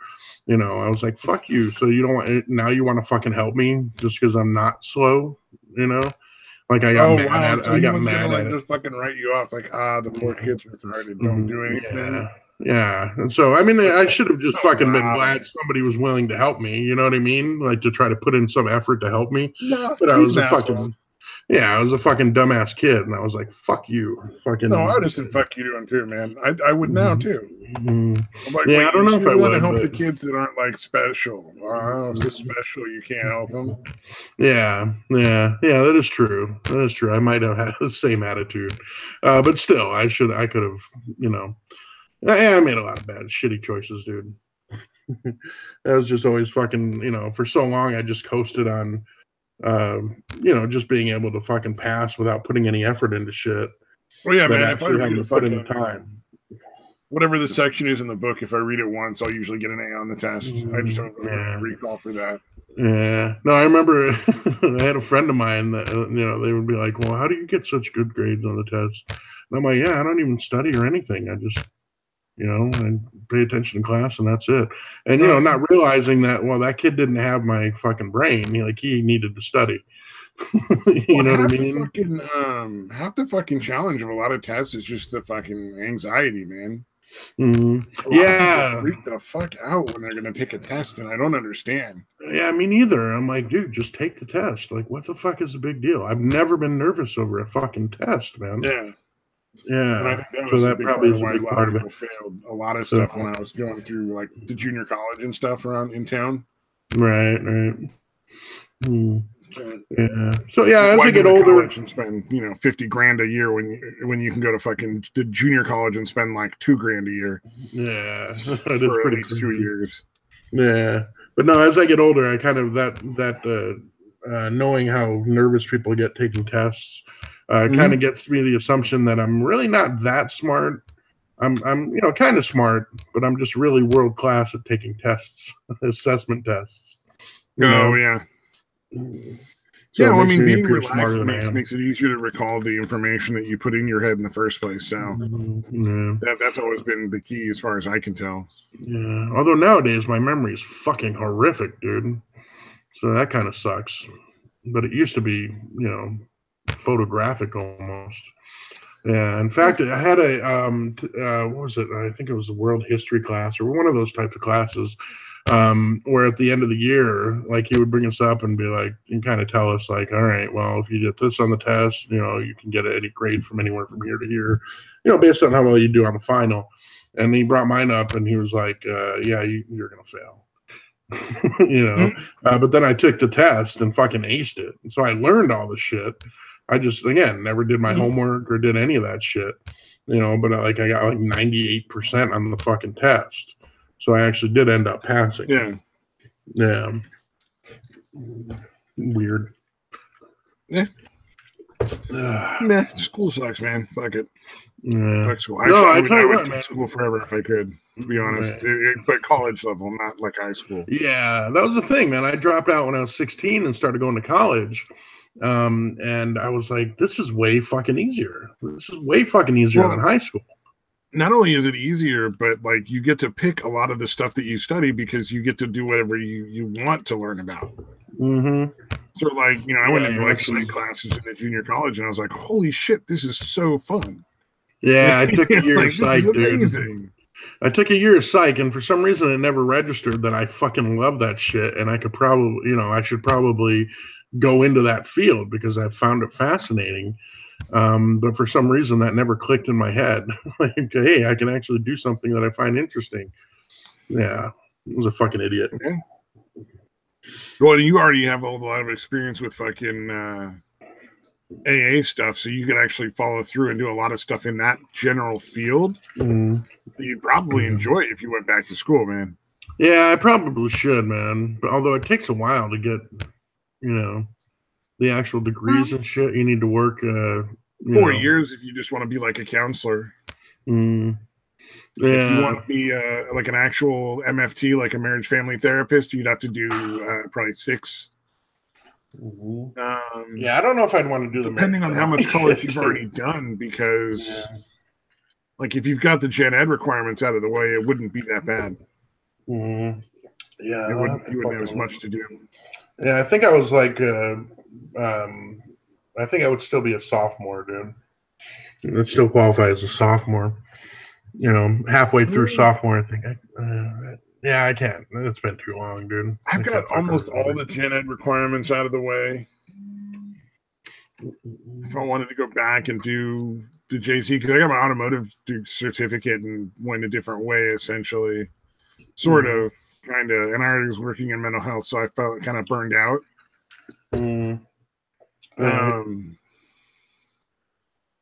But I think if I went back, I've got the majority of the gen ed stuff done, so I wouldn't have to do that again.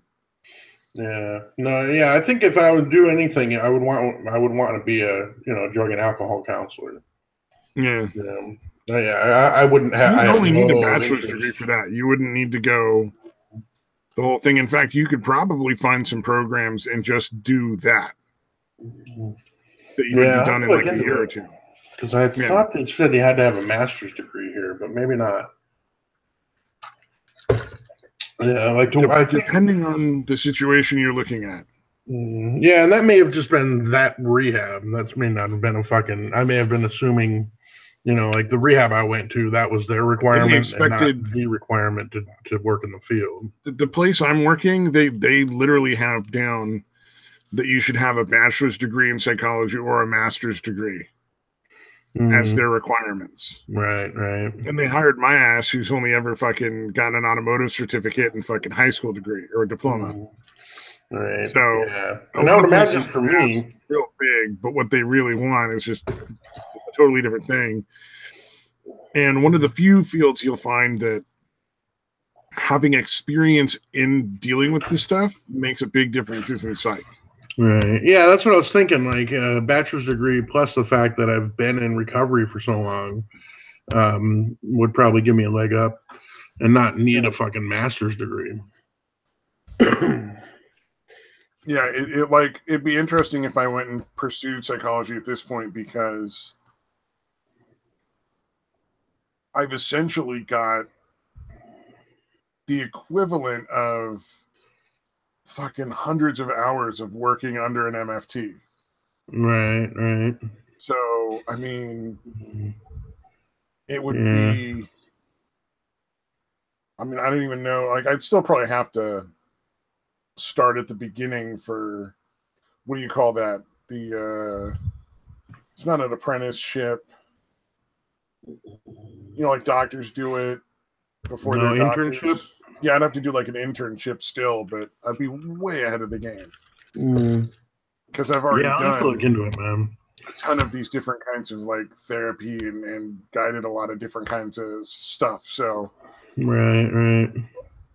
Yeah, I'll have to do that, man, because that would be something I think I could actually enjoy doing. Like, you know, I would still feel like I'm actually helping people, like, you know, being of service and getting paid to do it, you know. Because that's and you're not like me. You're not burned out. You still care. Right. Yeah, well, I mean, I've always, you know, enjoyed helping people, even just in meetings, you know, and see someone struggling, like fucking helping them out with their bullshit. You know, so I mean, I actually enjoy that shit. You know, it's not just like, oh, I'm supposed to do this because this is part of recovery and this will help me stay clean. Like, I actually enjoy it. So yeah, it would be interesting. Like, I had a counselor at the second rehab I went to that really fucking helped me out. You know, like the dude was just fucking vicious, man. He wouldn't fucking would not sign off on any of my fucking bullshit, man. It was kind of funny because almost everyone in the rehab that had him as a counselor fucking hated him. And it took me a long time to figure out why. I'm like, dude, he's fucking great, man. The guy's fucking, you know, won't leave me alone, dude. You know, well, they didn't really necessarily want to not get away with their bullshit. Yeah, exactly. That's what I finally figured out. I'm like, the thing I loved about him was the thing they fucking hated about him. Is the fact that he didn't like say, oh, poor you. Oh, just take it easy. You know, he was like, those are just excuses, dude. Those are fucking just excuses, buddy. You know, like he wouldn't let me my fucking bullshit, dude. He would just be like, nope, you got to do this, man. Fuck you. Yeah, but I really couldn't figure it out. Like I was like, do they think he's like an asshole? Because he's a pretty confident guy. He's a funny guy.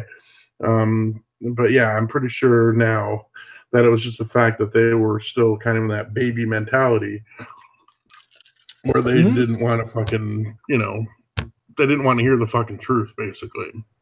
Oh yeah, when I was still doing day shift and working with people, that was definitely there's a lot of people that don't want to hear, sorry, but that doesn't mean you don't have to do this.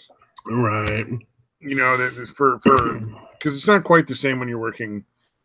Most of the stuff I did day shift, I didn't really deal with alcohol and drug recovery as much as just dealing with symptoms and learning how to like do basic skills, like just fucking how to clean a house, how to fucking budget, you know, how to you know, do shopping so you know you have enough food for the fucking month or whatever. Right. And there's a lot of people who are like, well, you know, but my depression or my voices or my mania, and it's like, yeah, you know what, those really suck, but they're not going to go away. And you still need to know how to fucking balance a bank account. Yeah, you know, exactly. Like those things may hinder you. Know how to take your meds. You know, the right way at the right times. That's not an option. Like those might present additional challenges, but you can still fucking do this shit. And the whole deal is these are people that wanted to live independently and not be going through these programs over and over and over. They wanted to live in an apartment on their own, but they don't want to put in to do board and care or something, essentially, where they didn't have every single thing. They weren't supervised 24/7 and had people fucking up their ass like, why didn't you scrub the toilet? Go scrub the fucking toilet. Yeah. So they want that, but they don't want to put in the work to achieve it, basically. Yeah, and that's the part where I would be like, I'm sorry, that's just not how it works, man. We're not going to recommend you for, independent living. We're going to recommend you to go to another program if you don't, toe the fucking line. Yeah. Yeah. And some people really respond well, and some people don't. Yeah, it sounds like there's a lot of similarities between what you do and what you do in recovery. It's like you got to fucking learn to follow the fucking rules. You got to learn to do shit that you don't want to do. Yeah, now that I've worked in other programs where I work now, there's a lot of recovery stuff involved, and it's exactly the same. It's these are the rules. You have to follow the rules. This is the schedule. The reason the schedule we have, we have reasons for all of it. They may not want to hear those fucking reasons or may not agree with them, but they are real. Yeah. And honestly, I don't know if I would have been if I would have gone to the rehab I went to the second time. If I would have gone to that one first, I don't know that I would have been a whole lot different than the other people that I was talking about. You know what I mean? Yeah, I might not have been ready. Has to get to that point on their own. It's not an external thing. Yeah. So for me, it was, I was fucking, crushed by failing at doing the recovery my way.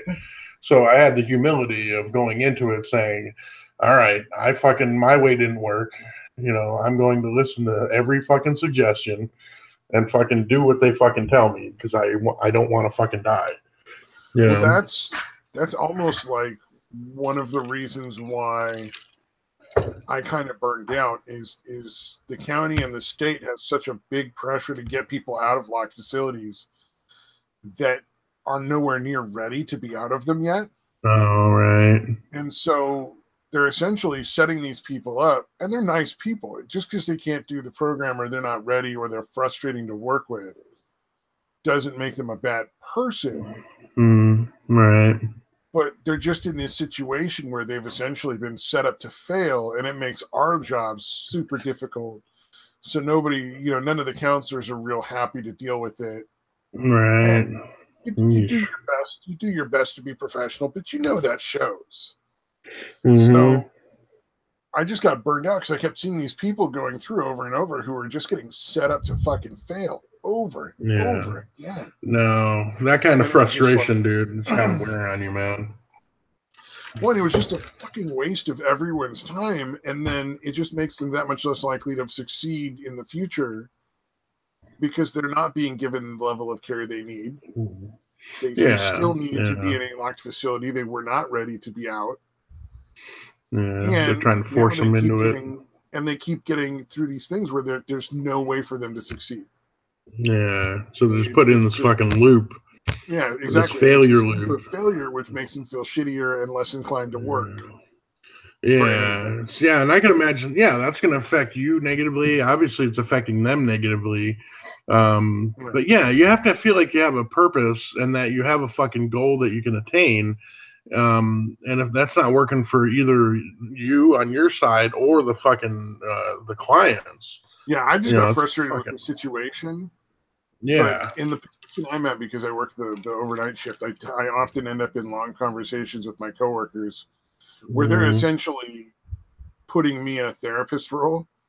Like they're venting and I'm helping them, work through whatever fucking thing is really getting to them. Right. And the one thing I've noticed that at least I didn't do was put myself in a position where I felt like their success or failure was my fault.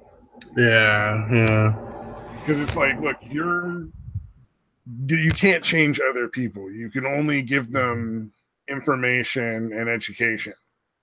So they have to make that choice to either succeed or fail. You can only give them the tools to succeed, and whether they use them or not, is up to them. Yeah. No, I struggle with that in recovery with blaming myself for, I think I've talked about it here. Like I used to blame myself for other people relapsing. Yeah. Exactly. I should have fucking realized. I should have seen it coming. I should have been able to stop them. But again, luckily I had a sponsor at the time who was fucking willing to fucking, again, tough love, tell me like, who the fuck do you think you are? How fucking important do you think you are? Yeah. Like they're fucking addicts. They fucking use. That's normal. Like them staying clean, that's not normal. The other trap that I would warn you against is believing that the only way for people to succeed is to follow the exact same path or whatever path you've decided is the right path. Yeah. No, I'm aware that there's definitely multiple ways that people can succeed. Like it doesn't have to be. No, I'm just saying because that's what I've seen a lot of people get stuck with working as counselors. Right. Is feeling like the client can only succeed if they follow this very narrow set of things that they've laid out, like in this real fucking narrow path. And it's like, look, man, maybe that's not going to work for them. You got to be more flexible and give them more tools, more choices and tools to work with here. Yeah, it's almost like they're like, well, this is what the book says, so this is what we got to do. Instead of fucking like, paying attention to the person you're dealing with and knowing what's going to work better for them, Some people deal with anxiety through meditation. Some people deal with anxiety through fucking listening to heavy metal. It doesn't fucking matter how it works. If they figured out how to manage the anxiety, that's the part that matters. Yeah. They got to figure it out. Whatever fucking works for them, dude. As long as it's not, fucking booze or fucking meth. For us, a lot of it is meth. I don't know how that helps people's anxiety. But that definitely sounds counterintuitive. Like that helps you be not anxious. I guess paranoid is different than anxious. I don't know. That sounds weird. Psycho says I deal with anxiety by ignoring it. Dude, that works for some people, man. Fuck yeah, whatever works. Do that. That seems like that would come back to bite you, but again, if it works, it works. Like if you're fucking ignoring it, it's almost like you're stuffing it down. You know what I mean?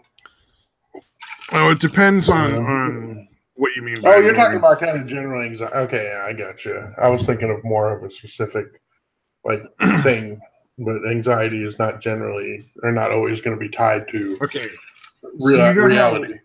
Well, no, hold on. Let me explain how this works. So, and this might not be what psycho means, but this is the general thought process behind what psycho is saying, even if he's just joking. So social justice warriors have this ridiculous thing called thought stopping, where they try to stop themselves from thinking things that they don't believe are the correct ideology. Well, that's basically applying a very real practice in a fucking ridiculous way. Like applying that to ideology. Yeah.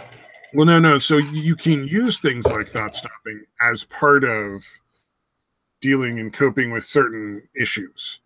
Right. So we tend to get these patterns of thought that are basically like worn grooves in a record, but just sort of like in your mind. Like you just follow the same fucking thought process over and over. And if it's like one that gives you anxiety or depression or makes you mad or whatever, right. You do thought stopping. So you practice recognizing when you start getting into that groove and redirecting your thoughts to something else. So it is ignoring it, but it's in a very specific, proactive fashion. And some people just do that naturally. Like they don't need to like learn how to do it, but the clients we have generally don't. So it's something we have to teach. Yeah. Okay, I got you. Yeah. Yeah, I was thinking more of having like issues like trauma and shit when you're past that you don't deal with, and that's different than what you're talking about. That tool would not be a good tool to use. Well, it could be if you were like, okay, this is not the place for me to break down and deal with this particular trauma. Let me like fucking stop that thought, and I'll deal with that later when I'm home or with my friends or with my counselor or therapist. Right. Yeah. But or even stuff like, hey, start screaming and crying. Yeah, or even something that like, hey man, I'm just not mentally ready to deal with this yet. Like I gotta fucking deal with some other shit first, and fucking I'll deal with that when I'm capable, when it's fucking when I need to. Yeah. So I've definitely had some shit where I'm like, I know I have to do this. I know I have to fucking deal with this thing that happened, but I just can't right now. I didn't say like I'm never going to do it or I refuse to do it. I just said, look, I can't do this right now. And eventually I got to a place where I could fucking do it and fucking dealt with it. Mm-hmm. Yeah, definitely two different things. That's why I wanted to explain it, because I was just like, no. And also because it drives me nuts when the SJWs like warp and fucking twist these very real useful concepts into these just fucking twisted nonsense bullshit that they fucking created this weird quasi-religion around. Yeah. Dude, they're more fanatical than most fucking religious fanatics, dude. It seems to me. Yeah, it's a really, but yeah, I can see what you're saying. Like they're gonna fucking shut out anything that doesn't, that makes them obviously they're using it well, because they refuse to acknowledge anything that might not agree with their ideology. Yeah, it's really fucking amazing, man. Yeah, I don't know it seems weird, man. Like to be confronted with so much shit that's counter to what your ideology is telling you, and then just refusing to even consider that, hey, maybe at least some of this stuff might be wrong. Some of this stuff might not really work in the real world. It was I forget who said it, but there's, and I forget the exact saying, but there's some sort of saying where like a truly intelligent person can listen to things that they do not agree with without necessarily changing their mind. Right. So, you can weigh something that you don't agree with and at least give it, a fair try. Yeah, you give it a consideration. Fair consideration without necessarily changing your mind. Mm-hmm. Psycho says, I said that. It's me. I want to say it was fucking like Ben Franklin or some shit. Or Einstein or something. It was some real fucking well-known one. Yeah, let Psycho have it. Let's just say it was Psycho for purposes here. But yeah, that's fucking awesome. Yeah, I deal with that shit like pretty regularly. I'm like, all right, does that have any validity? Like, I listen to some shit that sounds crazy. And then, like, but I still, again, consider it, like, and usually come to the conclusion, like, no, that's just nuts, dude. That's fucking insane. But again, I at least consider it, and I don't want to dismiss anything out of hand. Because, again, I always want to feel like I'm growing or evolving or whatever you want to call it. I don't want my brain to stagnate. So I kind of are constantly kind of questioning my own, bullshit, to see if it still holds up, or if, again, I come across something that works better or makes more sense. I want to be, I don't want to be so rigid that I'm like, I've got the world figured out already. Oh, yeah. Yeah. Or be like the atheists who get furious that people still believe in religion. Oh, man, I used to be one of those, dude. Holy shit. Like, look, man, if you don't believe it, then why do you care if somebody believes in something that isn't true? Mm-hmm. Yeah. Unless it's something like in the case where, like, Islamists, Psycho says Ben Franklin, listen to him. You're really fucking, you're trying to sell it, man. All right, I'll give you credit. Psycho said it. Ben Franklin traveled through time. Like fucking blowing shit up and fucking killing people, throwing gay people off roofs. Like, that's different. Like, obviously you should be angry at that situation and want to fucking put a stop to it. Mm-hmm. Or like, righteous anger. Well, not righteous anger, but just like Antifa. Like, Antifa is like, destroying property. It's like I'd love to sit down and have a debate, but you can't debate with somebody who's actively assaulting you. You have to stop that before you can have any sort of like rational conversation about their ideas. That's not a reasonable expectation that you should be getting pepper sprayed and be like, no, tell me what you think. I want to understand where you're coming from. Right. No, first, you have to put a stop to that kind of shit altogether. You don't humor that. That's ridiculous. I don't understand why we're doing that, because it's like they're already beyond the discussion phase. Yeah, it's really fucking spectacular, dude, how they it's like let that shit slide. The guy's punching your fucking teeth out, and you're like, wait, tell me about your feelings. Why are you being a bully, Mr. Dude, they're so locked down and they're fucking but that's the issue. What I was talking about is they're like how I like to reconsider the shit. They don't. They're convinced that they've got everything figured out and that their way is absolutely 100% right. And the only solution is these people are all fascists, and we got to fucking bash the fash. Yeah, I'm willing to listen to somebody who, if they claim they have a new take on communism, but I first want to hear how they're going to motivate people to work. Yeah. Because if everybody's going to get the same shit, regardless of how hard they work, then there's a lot of people who are going to be like, I'm not going to fucking do like twice as much work at the next guy and get the same shit. Yeah. See, that's the thing, man. I figured this shit out when I was like 14, dude. Like when you first hear about communism, the idea sounds really appealing. Like the elimination of social, it's supposed to eliminate social classes, kind of making everyone essentially equal. It sounds appealing. But it's then again, you think it through a little bit. Like it took me about 2 weeks of kind of thinking about it, and I'm like, that's not going to work.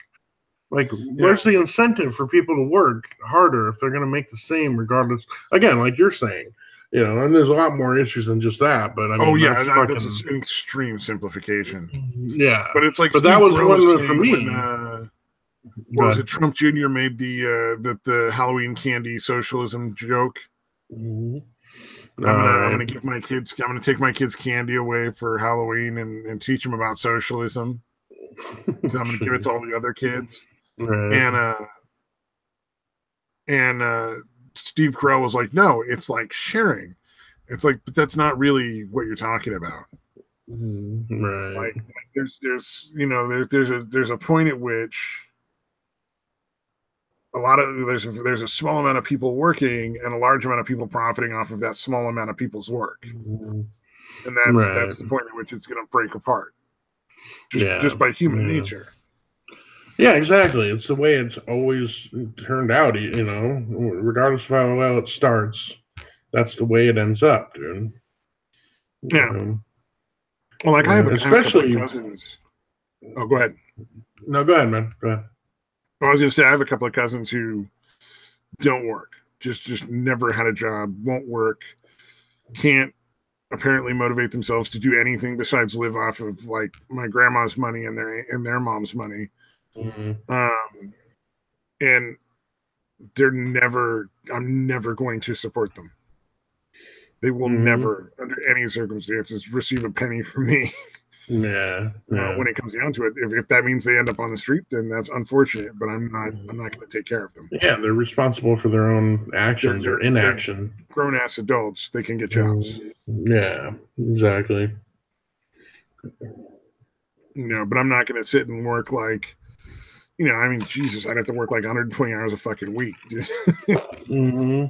Take care of my cousins as well as myself. But it's like, and it's very likely they might end up, on the street or in some sort of weird fucking mental health program or something. I don't know. But because those women taking care of them are not going to live forever. So they're going to at some point have to fucking take care of themselves or be out on the fucking street. And I hope they flourish. I hope they end up getting like decent jobs or at least, enough to pay rent.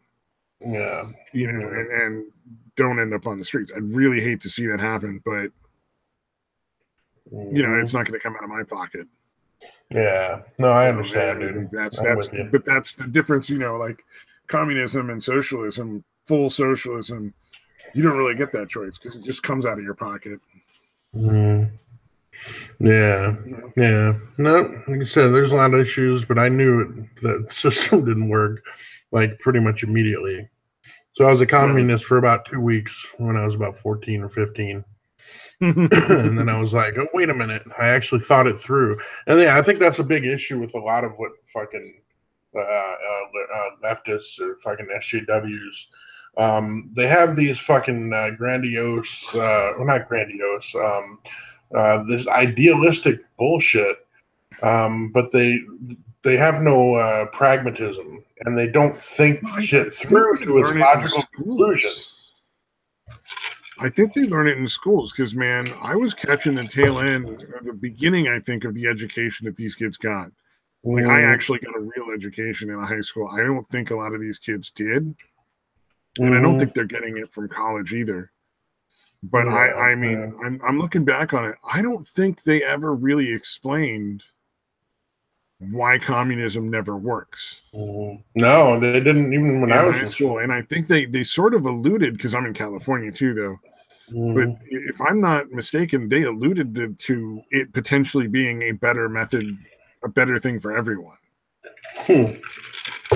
No, I definitely didn't get that. If it worked, it would be great for everybody. And I'm like, I don't think that's true. Yeah, no, that is definitely not.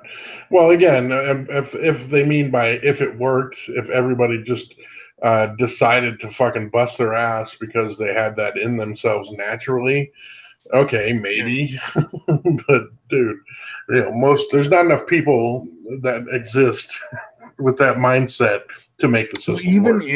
Even in collective cultures like major parts of Asia, like China and stuff, it doesn't work.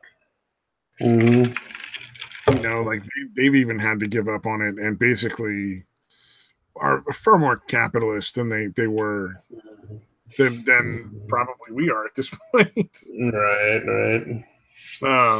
They've definitely swung way towards capitalism.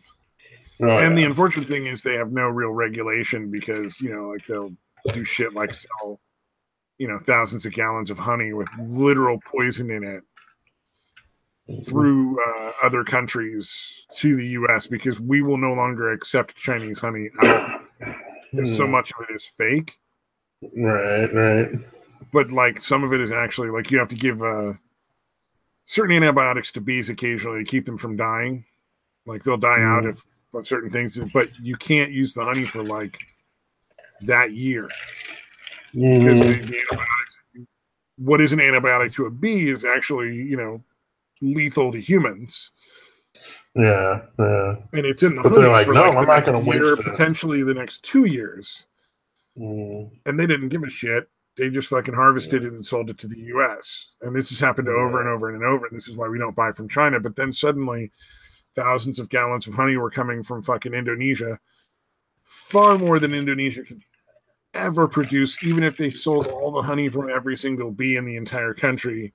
And suspiciously a lot like the amount that China was normally producing. Yeah. So it's obviously they're the intermediary. And they do it. They keep moving around different countries fronting for them. So it's like a constant back and forth. In this particular case, the honey that was poisonous was sold to a German distributor in the U.S. and the German distributor, fully aware of it, tried to quick sell it at low cost to a bunch of other places. Wow. To put it out in the market, hoping that it would get diluted enough that it wouldn't be nobody'd end up dying from it. Yeah. Did I make the joke about calling it honey laundering before? Oh no. Honey laundering. I like that. Yeah. It's a crazy fucking situation. Yeah. Like they just can't take the hit. They're like, no, there's this honey. We should be able to do something with it. I like the fake rice. Like, how fucking cheap do you have to be to make fake rice?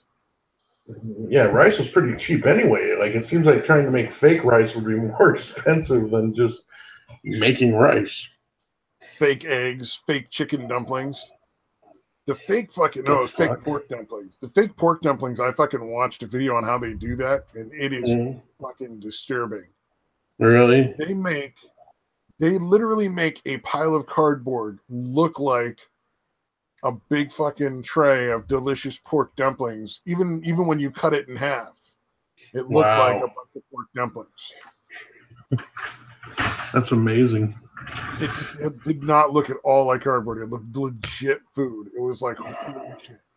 Like, dude, why would you put that much effort into something like that? Like, instead of just... The only thing they added was like some onions, like green onions, to make it look real.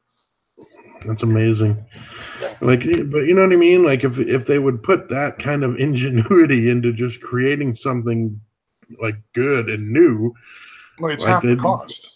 Yeah. Oh man. So selling pork dumplings, no one's, probably people are going to get sick, but no one's probably going to die or figure out that specifically was the issue. Mm-hmm. And it's half of what they would normally have to pay to make real pork dumplings. Yeah, that's pretty evil, man. Well, most of the stuff ends up getting, they mastered it from working at McDonald's. Yeah, the pink stuff. What about the pink stuff McDonald's puts in their nuggets? Oh, yeah. Well, most of the stuff like that gets sold to tourists in China. It's not necessarily to Chinese people, because the Chinese people tend to know who the fucking hucksters are. Right. They're in those markets every day. So it's usually being sold to foreigners. Yeah, that's pretty nuts though, man. The sewer oil was probably the part that made it most disturbing for me. Yeah. The what? Do you know that they reuse oil from the fucking sewage? Holy shit. So there are people that will go down and fucking harvest the oil that's already gone through people off of the top of the sewage and use it to cook food in. Oh my God. And they'll filter it a little bit, hoping that makes it different. But obviously, it's not going to remove the pathogens. Right. And the amount of disease riddenness of it, it's just like cooking doesn't remove all the fucking weird parasites and shit that you can get from doing that. Mm-hmm. That is fucking creepy. Yeesh. I don't know why that reminded me of something else though. There was a product called raw water or something like that, where it was fucking polluted water that like fucking hipsters and fucking yuppies, or nobody says yuppies anymore, sorry, but like these fucking hipsters and shit were drinking it, where it was essentially contaminated water. Do you know what I'm talking about? No, but that sounds glorious. Yeah, I forgot what it was called. Either raw water or... Yeah, let me see. I'm going to look it up, see if that's what it was called. Did they not understand that the reason our ancestors were drunk all the goddamn time was because they needed the alcohol to make the water safe to drink? Mm-hmm. Yeah, here we go. Raw water, natural water found in the environment that has not been treated and does not have any of its minerals, ions, particles, bacteria, or parasites removed. Yeah, raw water trend. That's hilarious. Oh my God. Dude. Mm-hmm. Okay, so I wonder if they got that from raw milk. Because raw milk is actually almost never goes bad if it's treated well. Right. It might get clabbered, where it starts to thicken up like yogurt or cheese. Right. But it generally won't spoil. And you can even drink clabbered milk, which is where it's just starting to get a little bit chunky for yogurt, and it's perfectly safe. And it tastes a little bit like sour cream. But if you pasteurize it, it'll actually go bad really fast, comparatively speaking. Right. But raw milk in its raw state will stay good for a long time. You don't even have to refrigerate it. Yeah, because eventually it'll change as long as you treat it well. Mm-hmm. Yeah, or throw a frog in there, like the Russians used to do. I didn't know that. That's interesting. Yeah, apparently these frogs they had have like this ridiculous amount of antibiotic shit that would ooze out of their skin. So they would throw a frog in the fucking milk, and the milk would never fucking go bad. It would never coagulate or whatever you want to call it. Yeah, coagulate. I think that is the correct term. Yeah, could be. I know that works for blood. I don't know if it works for fucking milk or whatever. It'd never go lumpy. It would never get clabbered. Clabbered is essentially the first step towards making yogurt or cheese. Yeah. Oh, gotcha. All right. I'm trying to find a thing of. Yeah, here's a list of a few of the things that are in the raw water. Cryptosporidium. Simply referred to as that's crypto. A real bad one. Yeah, parasite likes to make its home in the intestines, where it says breeds, but I assume that means breeds, and breeds and causes diarrhea, stomach cramps and pain, nausea, vomiting, fever, and dehydration. Cryptosporidium is the one that'll kill you if you're like trying to survive, like you fucking, like your plane goes down and you're stuck in the middle of somewhere and you don't know where civilization is. Right. That's the one that could end up dehydrating you to death with diarrhea, essentially. Yeah. And these fucking idiots are drinking it like hippie fucking water. Fuck, dude. People are retarded. Psycho says they're using frogs to turn the milk gay. And also, hey to Dade Murphy in the chat, man. Hey, Dade. We don't know what we're talking about, man. Yeah, we're just rambling. Now we're talking about the raw water trend. I don't know if you caught the beginning of that, but yeah. Apparently the hipsters and the fucking whatevers want water that has not been treated at all, because it's pure and fresh or whatever. And it has, again, the crypto thing I just mentioned that'll fucking kill you. The next thing down is Giardia lambia. Probably not pronouncing that correctly. But basically, it looks like it's found in shit, apparently. 2% of adults, either from drinking contaminated water, touching surface contaminated. Okay, but yeah, pretty much the same. It's similar to the other one. Next one is Shigella, Shigella. Similar to E. coli. That sounds fucking great. Shigella is a bacteria cause an estimated 74,000 to 600,000 deaths worldwide each year. Wow, dude. Yeah, feces-grown bacteria. Dysentery. Okay, it causes dysentery. All right, so that's in the raw water that these fucking idiots are drinking. Why would you put in one that just says unidentified organisms? What the fuck? Yeah. Okay. Yeah, that was weird. You get a decent water filter, for like $20 off of Amazon, and you get none of that. From drink whatever water you want. Just run it through a good fucking water. Well, I shouldn't say filter, purifier, a water purifier. Right. And you won't have to worry about it. Or you get the fucking little lights, because they got UV water purification now, where you basically it's just a fucking stick with a light in it. You put in the water bottle, you shake the water for like a minute while it's got the light going, and it'll fucking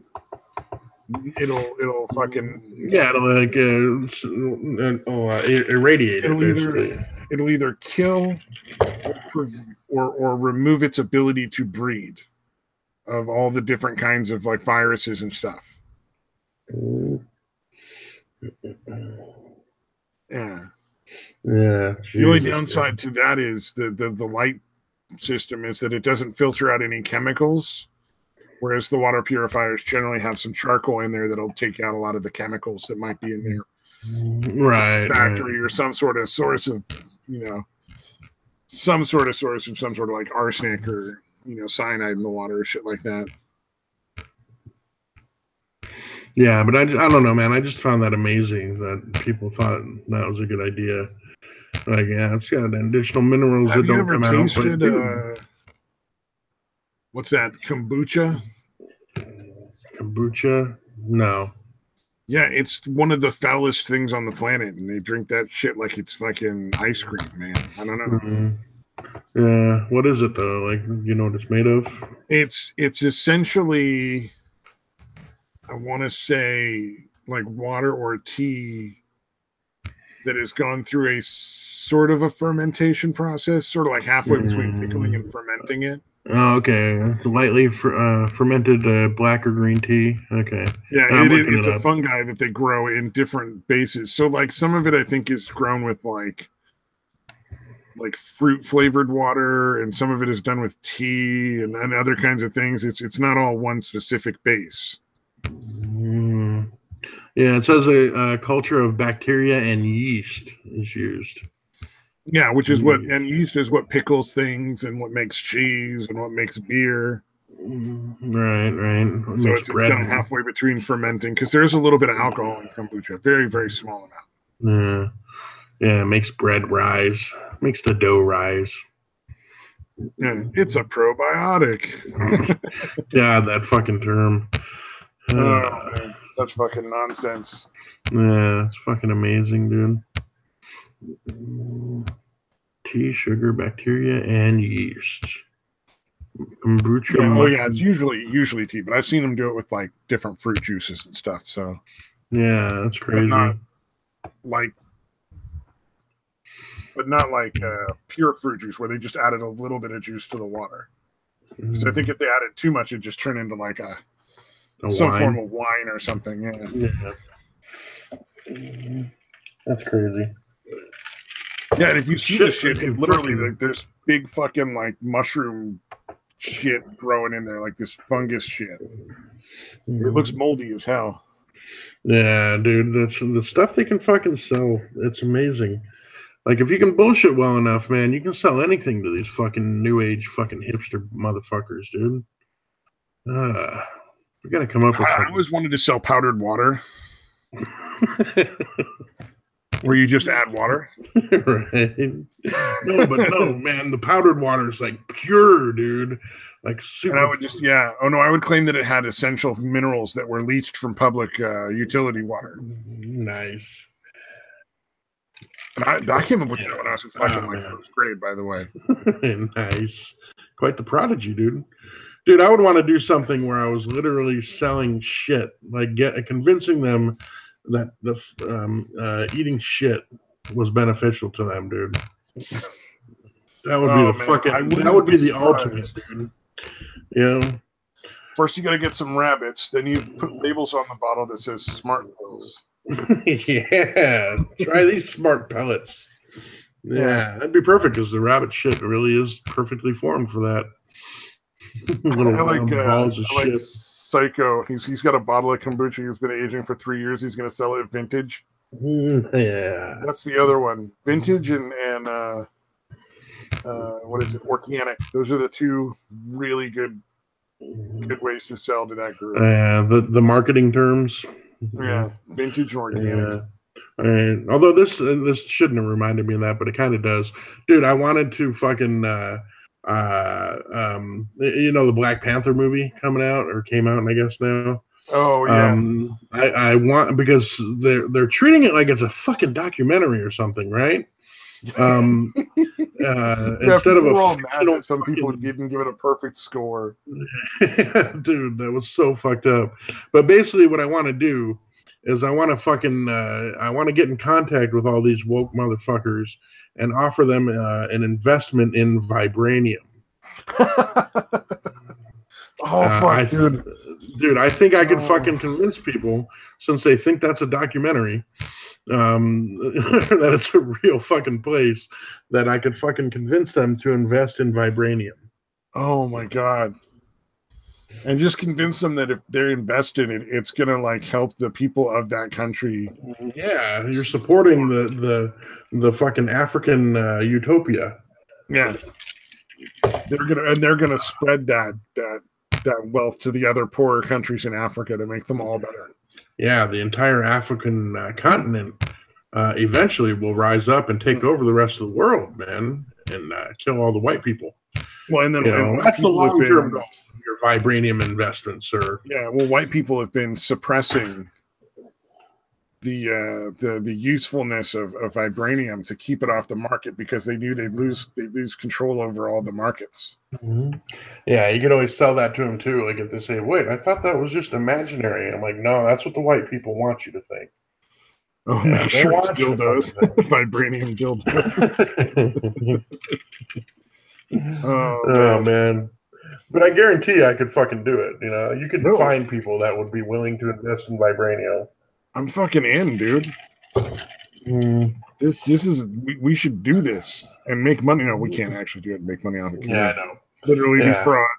Yeah, a little bit unless we make something and call it something close enough to vibranium Yeah, well, vibranium doesn't exist in the real world, so we could take anything and call it vibranium. No. We couldn't actually call it vibranium. We'd have to call it something similar to vibranium. Vibranium. That we could claim that Marvel stole it, the idea. Yeah, it could be that close though. Vibranium, whatever. Yeah, exactly. Vibranium. Vibranium's close enough, dude. Yeah. And as long as we're actually selling that, we're good. Yeah, it is funny though. Dade brings up a good point about how fucking the fake Wakanda thing is a fucking an ethno state and has a fucking wall, doesn't allow in immigrants. Yeah. Yeah, but Dade, you got to remember, it's as long as it's not white people doing it, it's fine. Yeah, as long as you're racist against everybody, but that's white, you're good.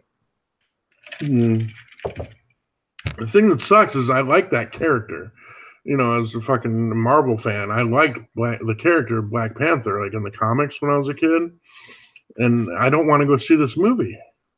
I have no fucking interest in seeing this fucking movie. Because of that bullshit. Fuck the haters. I'm gonna go check the movie out, and I'm sure it's not. I mean, if it's so political, I just probably won't go see any more Marvel movies. But you know, I'm gonna at least give it a shot because the character seems really interesting to me.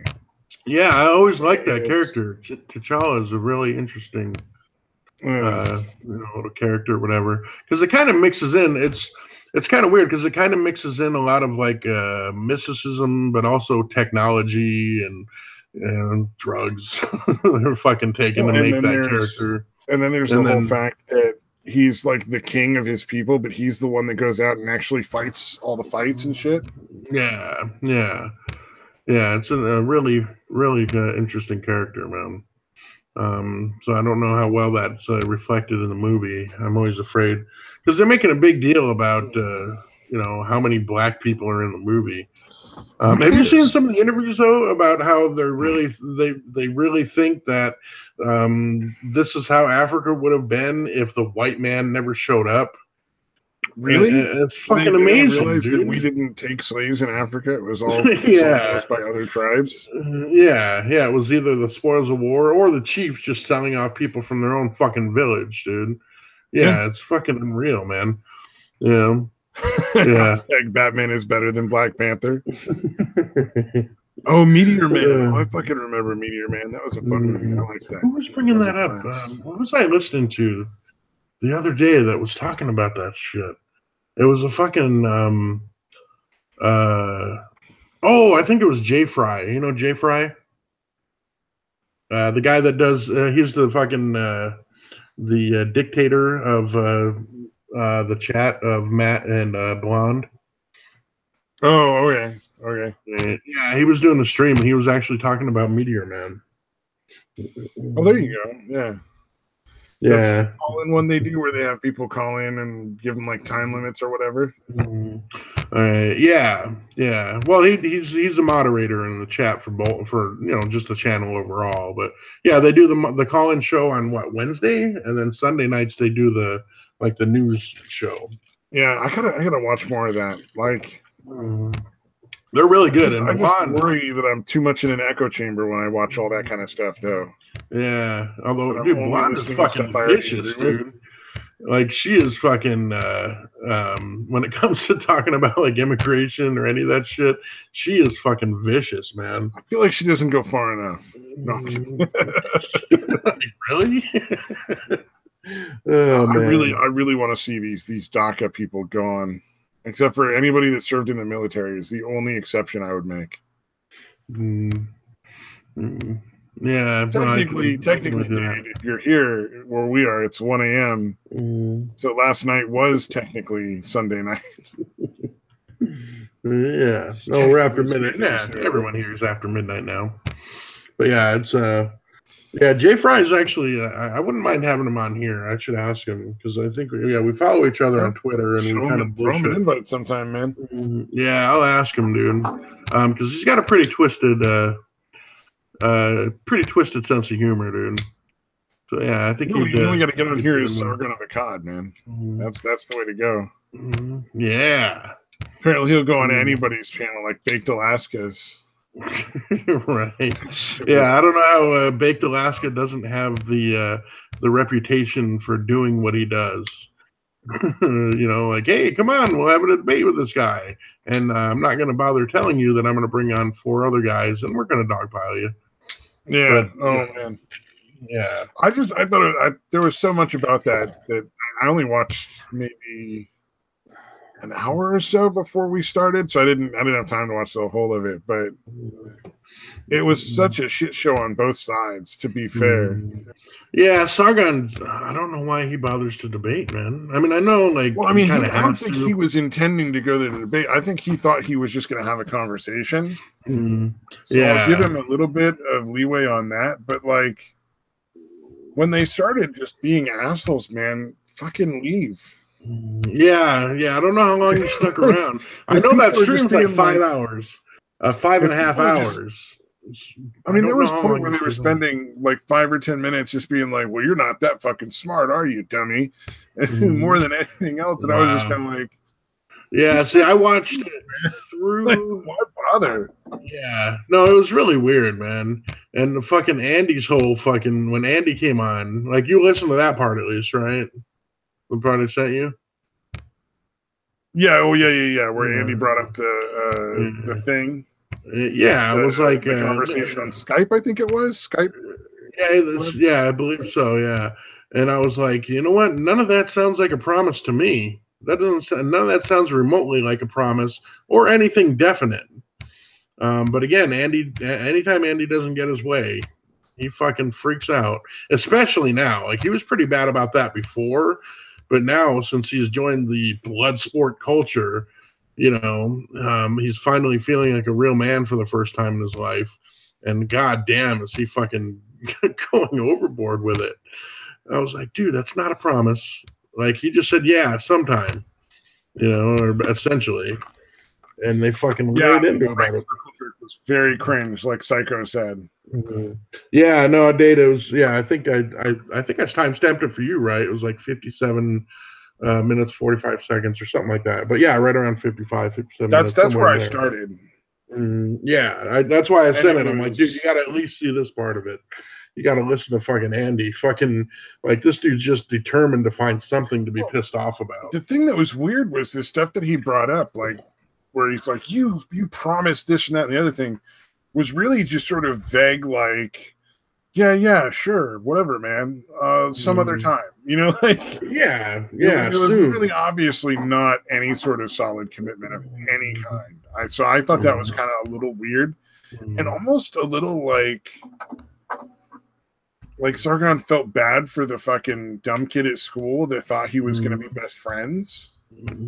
Yeah, I don't know, man. It's I think Andy's just lost his mind, dude. It really fucking seems like he's pretty much lost his fucking mind. Well, who was he trying to get him to fucking debate? He wanted him to talk to fucking Richard Spencer or something? Yeah, he wanted to do a round 2 or whatever with Spencer.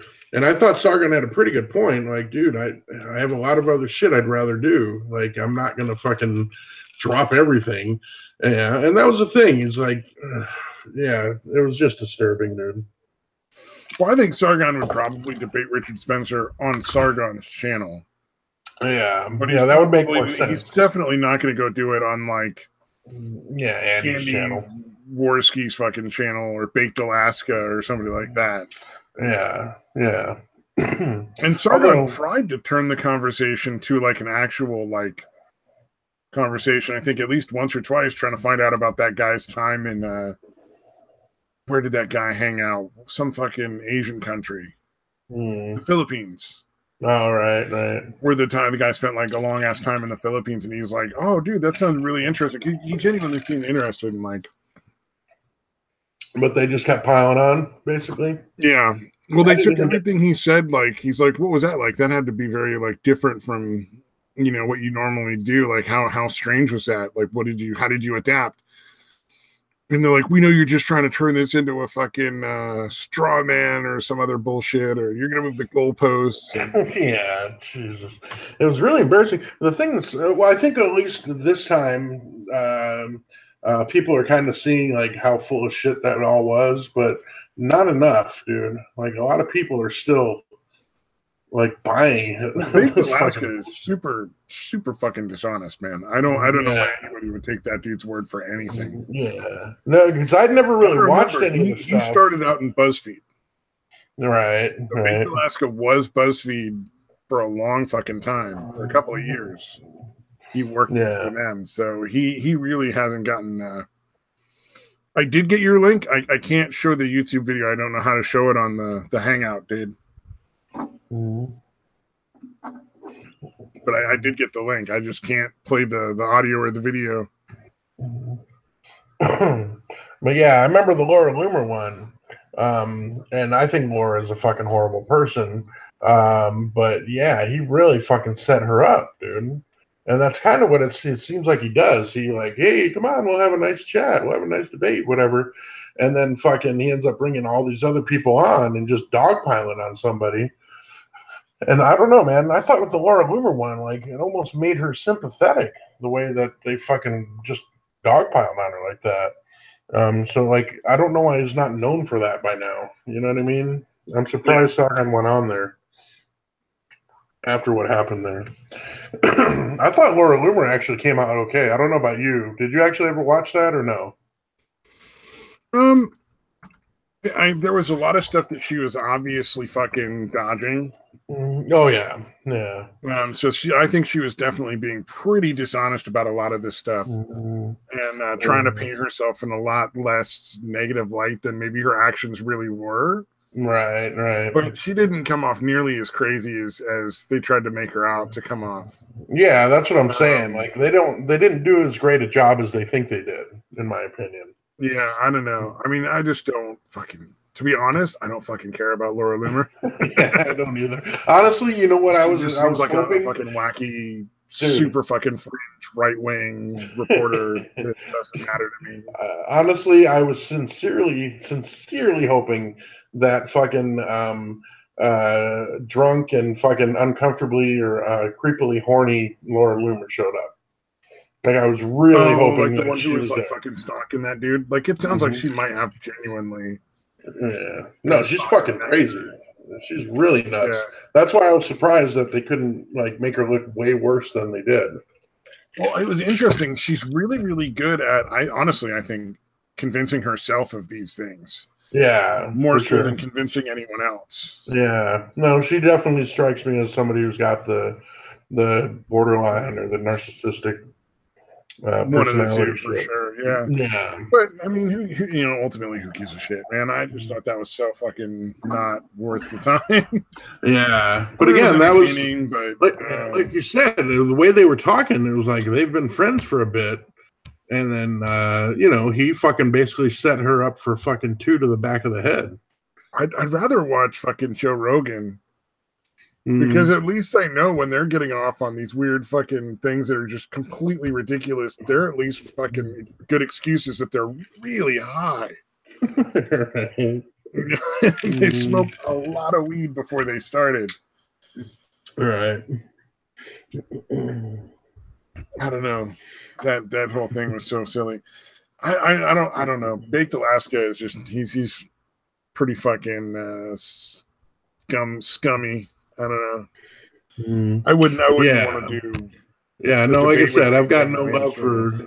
I think Laura Loomer's fucking god awful, but I was like, dude, how do you set someone up like that you're pretending to be friends with or whatever? Like you claim you're friends and you did that to her. Yeah, like I said, that's just my issue. And they did essentially the same thing with Sargon, sort of bringing on all these fucking people. But yeah, like I said, I just thought it was bizarre that Andy was showing that as you promised. I'm like, no, that was a really vague. Yeah, sure, we'll do it sometime. We'll do it soon. Yeah, like that was very much like a Hollywood, like have your people call my people. We'll do lunch. Yeah, it was. Man, it's just acting like a petulant child, dude. That like. You didn't do exactly what I wanted to do when I wanted you to do it. So actually, yeah, that's a pretty good description. I didn't think of it that way, but yeah, no, it's very childlike. Yeah. Although from what I saw, there was quite a few people that are like, "Wow, Andy's really fucking, being ridiculous here," So it seems like it was at least, although there was still plenty of like, "Oh, I lost all respect for Sargon after this." Like, okay. But I guess there's always going to be the people that are always going to be on one extreme or the other with that shit. Yeah. But yeah. I mean, Sargon's gotten a little weird. Yeah, he really has. In fact, do you follow Hard Bastard? No, I don't know who that is. He's actually pretty good. He's similar to Styx. Like him and Styx are buddies. Okay, so I can kind of get a thing. Yeah, but he was making the point because he was watching the debate or whatever. Or not this debate. Actually, he was watching the other one that was happening at almost the same time. The Tariq Nasheed and what's this guy's, the old guy, Jared. Is it Jared Taylor? Is that right? Okay, well, anyways. Are you talking about Jordan Peterson? No, dude, no. He's an old guy. He talks like he's fucking spent his whole life on a yacht. Like he has a weird accent, like a weird like a Newport accent, dude, like from Rhode Island. You know how like fucking rich people have that weird kind of nasally way they talk? Anyways. Yes. All right, yeah. I don't want to try to do it because I'll butcher it, but you couldn't do that accent. Yeah, he kind of you're talking about that. Yeah. So, but yeah, he's an old white guy. I don't really know much about him, but anyways, getting back to the point. Yeah, I think it's Jared Taylor. Yeah. White nationalist, white supremacist, whatever. So him and at least Tariq would be accurate for once, calling somebody a white supremacist. There you go. Yeah, instead of all the black and brown people that he calls white supremacists. But yeah, Hard Bastard's point as he was listening to the Tariq debate was like, this kind of sounds like what Sargon's been saying, the shit that Tariq was saying. And so he was like, all right, Sargon, at that point, you really need to reconsider your positions on things when you're sounding a lot like Tariq Nasheed. Well, I think the issue for me when Sargon is doing these sort of, I don't want to call them debates because honestly, they're really not. Right. They're not nearly as well organized as a debate would be. But these discussions, these disagreements, it's like Sargon has decided he no longer has to back up the points that he makes. Yeah. So he'll say stuff, and then he won't take people through the steps to get where he got. Yeah, he'll just be like, take my word for it, or else go to hell, kind of thing. And that doesn't really work when if you're trying to convince somebody of your point. Even if you know that you're not going to convince that person, but maybe there's people in the audience that might be on the fence. If you're doing that and you're claiming that you're this intellectual whatever, right? You got to be willing to, even though it's fucking repetitive and boring as shit, you got to fucking walk through the little steps to get to the bigger steps to get to the point. You really have to be willing to do that every time. Not and also times in the same of making the same point in the same conversation, but like at least once, when people challenge your point, you got to lay it out. Yeah. Another thing is, it seems like he bases his opinions to like he comes up with these outlandish takes on things. Like it almost seems like he does it to try to make himself seem smarter. I wish I had an example of what I'm talking about. I haven't really watched that debate. They had a couple of moments. So. They had a couple of moments early in that debate where I got that feeling. I'm like, I think he's just trying to be like, having. I think one of my favorite things that a lot of the people do on both sides is start referencing like specific books over and over, and it's like it gets you right at like, well, I read this book, so I must be right. Well, you haven't even read this book and shit, and you're just like, So you can't possibly you can't assume that everybody's read that fucking book. You still have to make the point. You still have to fucking explain why you're right. Yeah, no, you can't just give us footnotes on such and such book by such and such author, and you don't know what you're talking about. Yeah, fucking explain it. Yeah, lay it out. It was a 5-hour fucking video. You'd think they could have spent fucking, half an hour, and half the time that they spent was just arguing. Could have just been spent in fucking explaining what they fucking wanted. Yeah. No, Sargon, I don't know, man.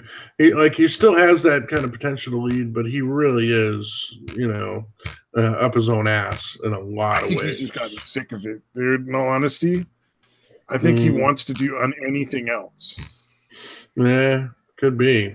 Although now he's the one that launched this liberalism thing or whatever the fuck he called it.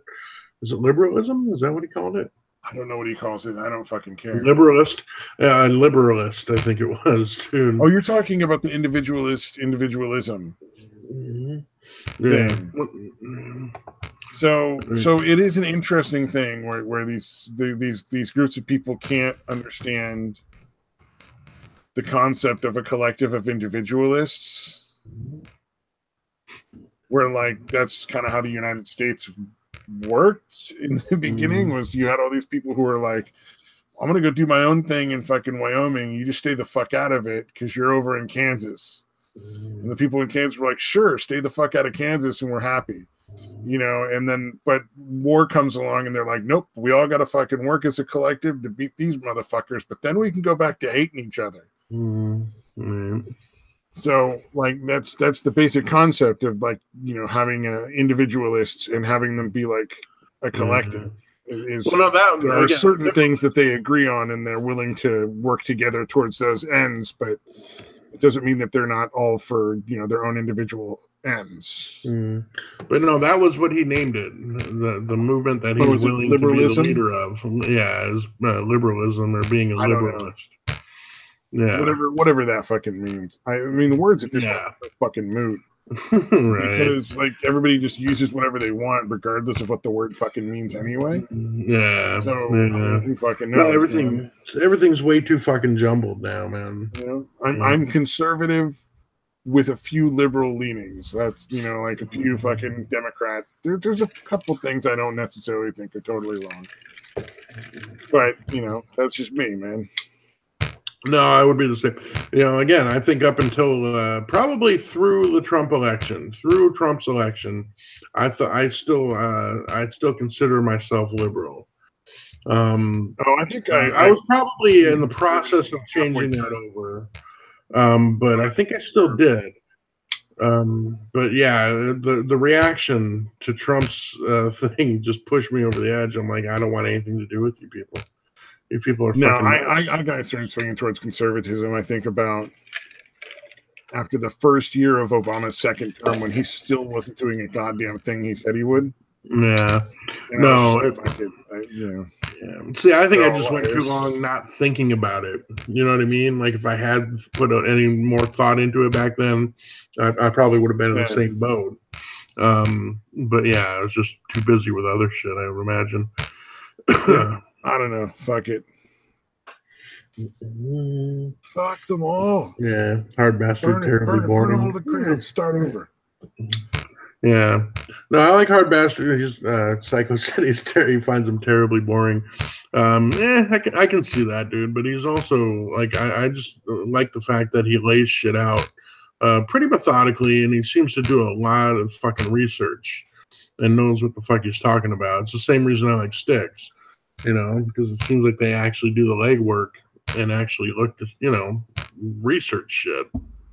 Like you did a thing. So yeah, I mean, if you do a thing where you're breaking down the entire fucking FISA memo or whatever, that's going to be tedious for a lot of people. But I'm glad he did it. Oh, I'm glad there's people. Yeah, like we looked at the FISA memo and just went a little general overview of it because it was such a big thing. But yeah, I'm glad there are people who are breaking down each specific point. Yeah, because I did read the whole memo, and I understood it. I just I didn't want to go line by line on a live stream, just going over that, because to me that would just be so fucking boring. Yeah, but again, I'm glad people do it, because there are a lot of people who don't understand, who do need that kind of thing to get it. Yeah. So yeah, he's all right, man. But I definitely see Psycho's point, dude. That's fucking. He gets pretty tedious, dude. Yeah, he's good. H.A. Goodman's pretty good. He does all right. Kind of the same thing, though. They're all. I just think with Sargon, it's like, look at the stuff he's digging through all day, every day. Like, how much weird, fucking nasty social justice warrior garbage does he have to deal with? Because, you know, like, I can't concentrate on that shit for very long before I just need to do something else that's not like gonna make me angry. Yeah, you know, that's why I was trying to send you that Stefan thing, dude. And I was like, all right, I feel bad. Like, I want to send him something that might distract him and fucking. Oh no, don't worry about it, man. Send me whatever videos you want. I'm just, you know, I'll watch. Yeah. Well, I told you I was going to send you that anyway, so that's part of it too. I'll watch as much as I feel the need to watch if it's something that really starts to get to me. But although it turns out I didn't send it to you, I tweeted it out. I thought I was DMing you, and I fucking ended up just tweeting it out. Oh yeah. I don't know, man. I feel bad for Sargon. I think he's sort of trapped in and I think it's something that's actually like not specific to social justice, politics, or any of that kind of stuff. I have a feeling that's going to start happening to more and more YouTubers. Yeah, where people are going to realize that they're stuck in a situation where if they want to keep making money, they got to make the same shit they made for the last several years. Yeah, and even then, the hardcore motherfuckers that are paying your Patreon or whatever, even they're going to get tired of that, though, too. Well, maybe not. Apparently not. Now that I think about it. Yeah. It seems to me like there's going to start being a half-life on a lot of different kinds of channels. So, you know, you take something like Townsend's, where they just go through history and all these different recipes. I don't think there's going to be an end to that, because it's an educational channel. It was never intended to be like a specific kind of entertainment. Right. It was just them showing you, like, this is us doing our best to recreate how you would cook foods from this period in time for your educational, you know, enjoyment. Right. Or I don't think that's going to get the same way, but like, or like the primitive technology channel, like that stuff stays pretty interesting. You know, it does for me. That's the kind of thing that might actually end up being having a half-life. Oh, really? Well, I guess there is only so much for the guy that's making it, not necessarily for the viewers. Oh, gotcha. At a certain point, how many times is he going to want to drill a hole through a rock with another fucking rock? Yeah. Like, that's going to get fucking tedious. Yeah, at a certain point, you're just like, hey, my channel's up there. I think I covered everything. Fucking tell your friends if they haven't seen it, and they can go through my whole. Like, so he's definitely got a career to go back to that he probably does okay from. Right. You know, like he can retire and all that stuff and not worry about making YouTube as his living. Whereas people like Sargon, like, that is their living. Yeah. You know, that's going to be tough. And then there's a lot of just general, like, comedic stuff. You know, people that do like comedy skits or whatever. Like, at a certain point, you know, that's going to end.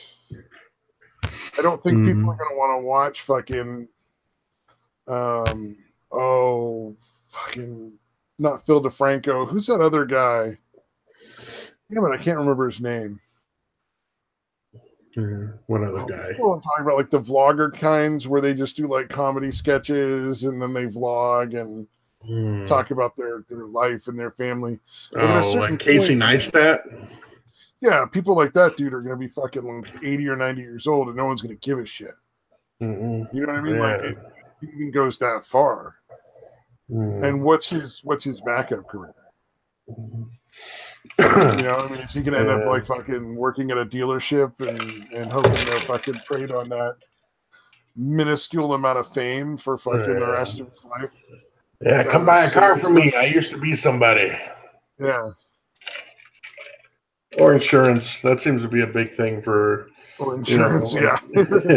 Selling insurance, college athletes, people that were like athletes in college, or shit like that, seem to end up selling insurance. You know, it's like the people with all the really scary looking tattoos. 90 years old, they just look fucking goofy. Right.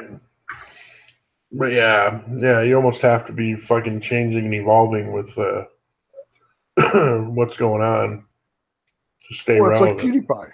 PewDiePie has like, I mean, he's the biggest thing on YouTube, but if you look at where he started, and he still makes some of those videos where it's just lots of screaming and yelling and nonsense. Right. But he's also moved on and started creating other different kinds of content so that he presumably doesn't get incredibly bored and shoot himself. Yeah, he sure does. His little Nazi videos. He's a Nazi, Yeah, that's the mainstream media. He's a goddamn Nazi. But you know what I'm saying? Like, it's interesting to see where this is going to go. I'm very curious as to the long-term viability of a lot of these really kind of one-note. Yeah, well, there's plenty of ones from the early days of YouTube that are fucking gone, or are all but irrelevant now. Even though they were awesome channels, YouTube killed everything for TV. You know, like they can't pay their creators, but they can donate like millions of dollars to the fucking NFL. Yeah, it's really bizarre how they because they really were in a position to help crush, broadcast television and shit. They really could have, and now they're kind of like teaming up with them and saving them. Well, really broadcast television bought them out. Yeah. I mean, Google essentially owns them, and Google has vested interests in a lot of broadcast TV, I would imagine. It would shock me if Google didn't have some investment in most of the major broadcast TV. Yeah, or they just offered them a shitload of money. It was like advertising or whatever. Yeah, which I think that almost certainly happened. No, a bunch of that shit is shown on YouTube. Well, I mean, they got channels like Jimmy Kimmel, who YouTube has essentially said they're immune to any of the rules that any of the other channels have to follow. Yeah, it is pretty ridiculous. All these from TV, they can't get strikes, they can't get copyright claims. They're never gonna get demonetized for any reason. And all the creators that made made it what it is are just fucked. So I don't know where that's going to go. Yeah, I think it's fucked up, man. I'd really love to see something kind of replace it that's, a little more open, a little more free speech oriented, that actually works. I think you're going to get. Well, at first I thought maybe something would come along and replace YouTube, but I don't think that's going to happen. I think what you're getting right now is similar to ABC, CBS, NBC, when cable exploded into multiple channels and there was suddenly room for like 100 channels, 200 channels, any number of channels. Right. And you're getting that with things like Netflix and Hulu, and you're getting Amazon Prime has they're producing their own shows. Netflix is producing its shows. Hulu's doing it. YouTube is doing it. And I think you're going to get, at a certain point, I think it's going to proliferate like that. And YouTube will just be like an NBC compared to all these other YouTube, or not YouTube, but internet options. Streaming. Yeah, because think about it, like Netflix and them are pulling it off without having to have commercials or advertising dollars. You know what I mean? Just based on the subscription cost and that kind of shit. It's super cheap. Yeah, which is pretty impressive. They're not counting, and they're not trying to cut the big media out. They're working with them, so they don't have to worry about getting shot, in the back by the fucking cable companies, or cable studios, I should say. Right. But I just think that kind of thing is going to proliferate. Like, it's just going to slowly grow, and then maybe at some point we'll have a boom, and there'll be like a whole bunch of stuff that goes. Who knows? It just has to have people that are smarter than what was the alternative? Vimeo that kind of shot itself in the foot. Yeah, they had the opportunity to really kind of like capitalize on YouTube's bullshit, throwing the finger to all their fucking really useful creators. VidMe, I think was. Oh, VidMe was the one. VidMe, my bad. I think so. I think so. But either way, yeah, Yeah, if they were to offer a deal with some of these major creators to come over, where they're not going to play the bullshit games that YouTube plays, because a lot of the stuff that gets demonetized and copyrighted claiming is it's illegal. It's not legal claims. Right. So there's no reason for any company to actually pay them any mind. If they're smart, they'll just be like, yeah, we're not going to copyright claim it. Sue the person who made it. We're just we're the intermediary. We're not responsible for what they put out, kind of thing. Yeah. And then they just won't because there's too many. Right. It's not that's why was it Millennium Copyright Act? Yeah, Digital Millennium? That's the DMCA, Digital Millennium Copyright Act. Yeah, Digital Copyright Millennium Act, or Digital Millennium Copyright Act, whatever it is.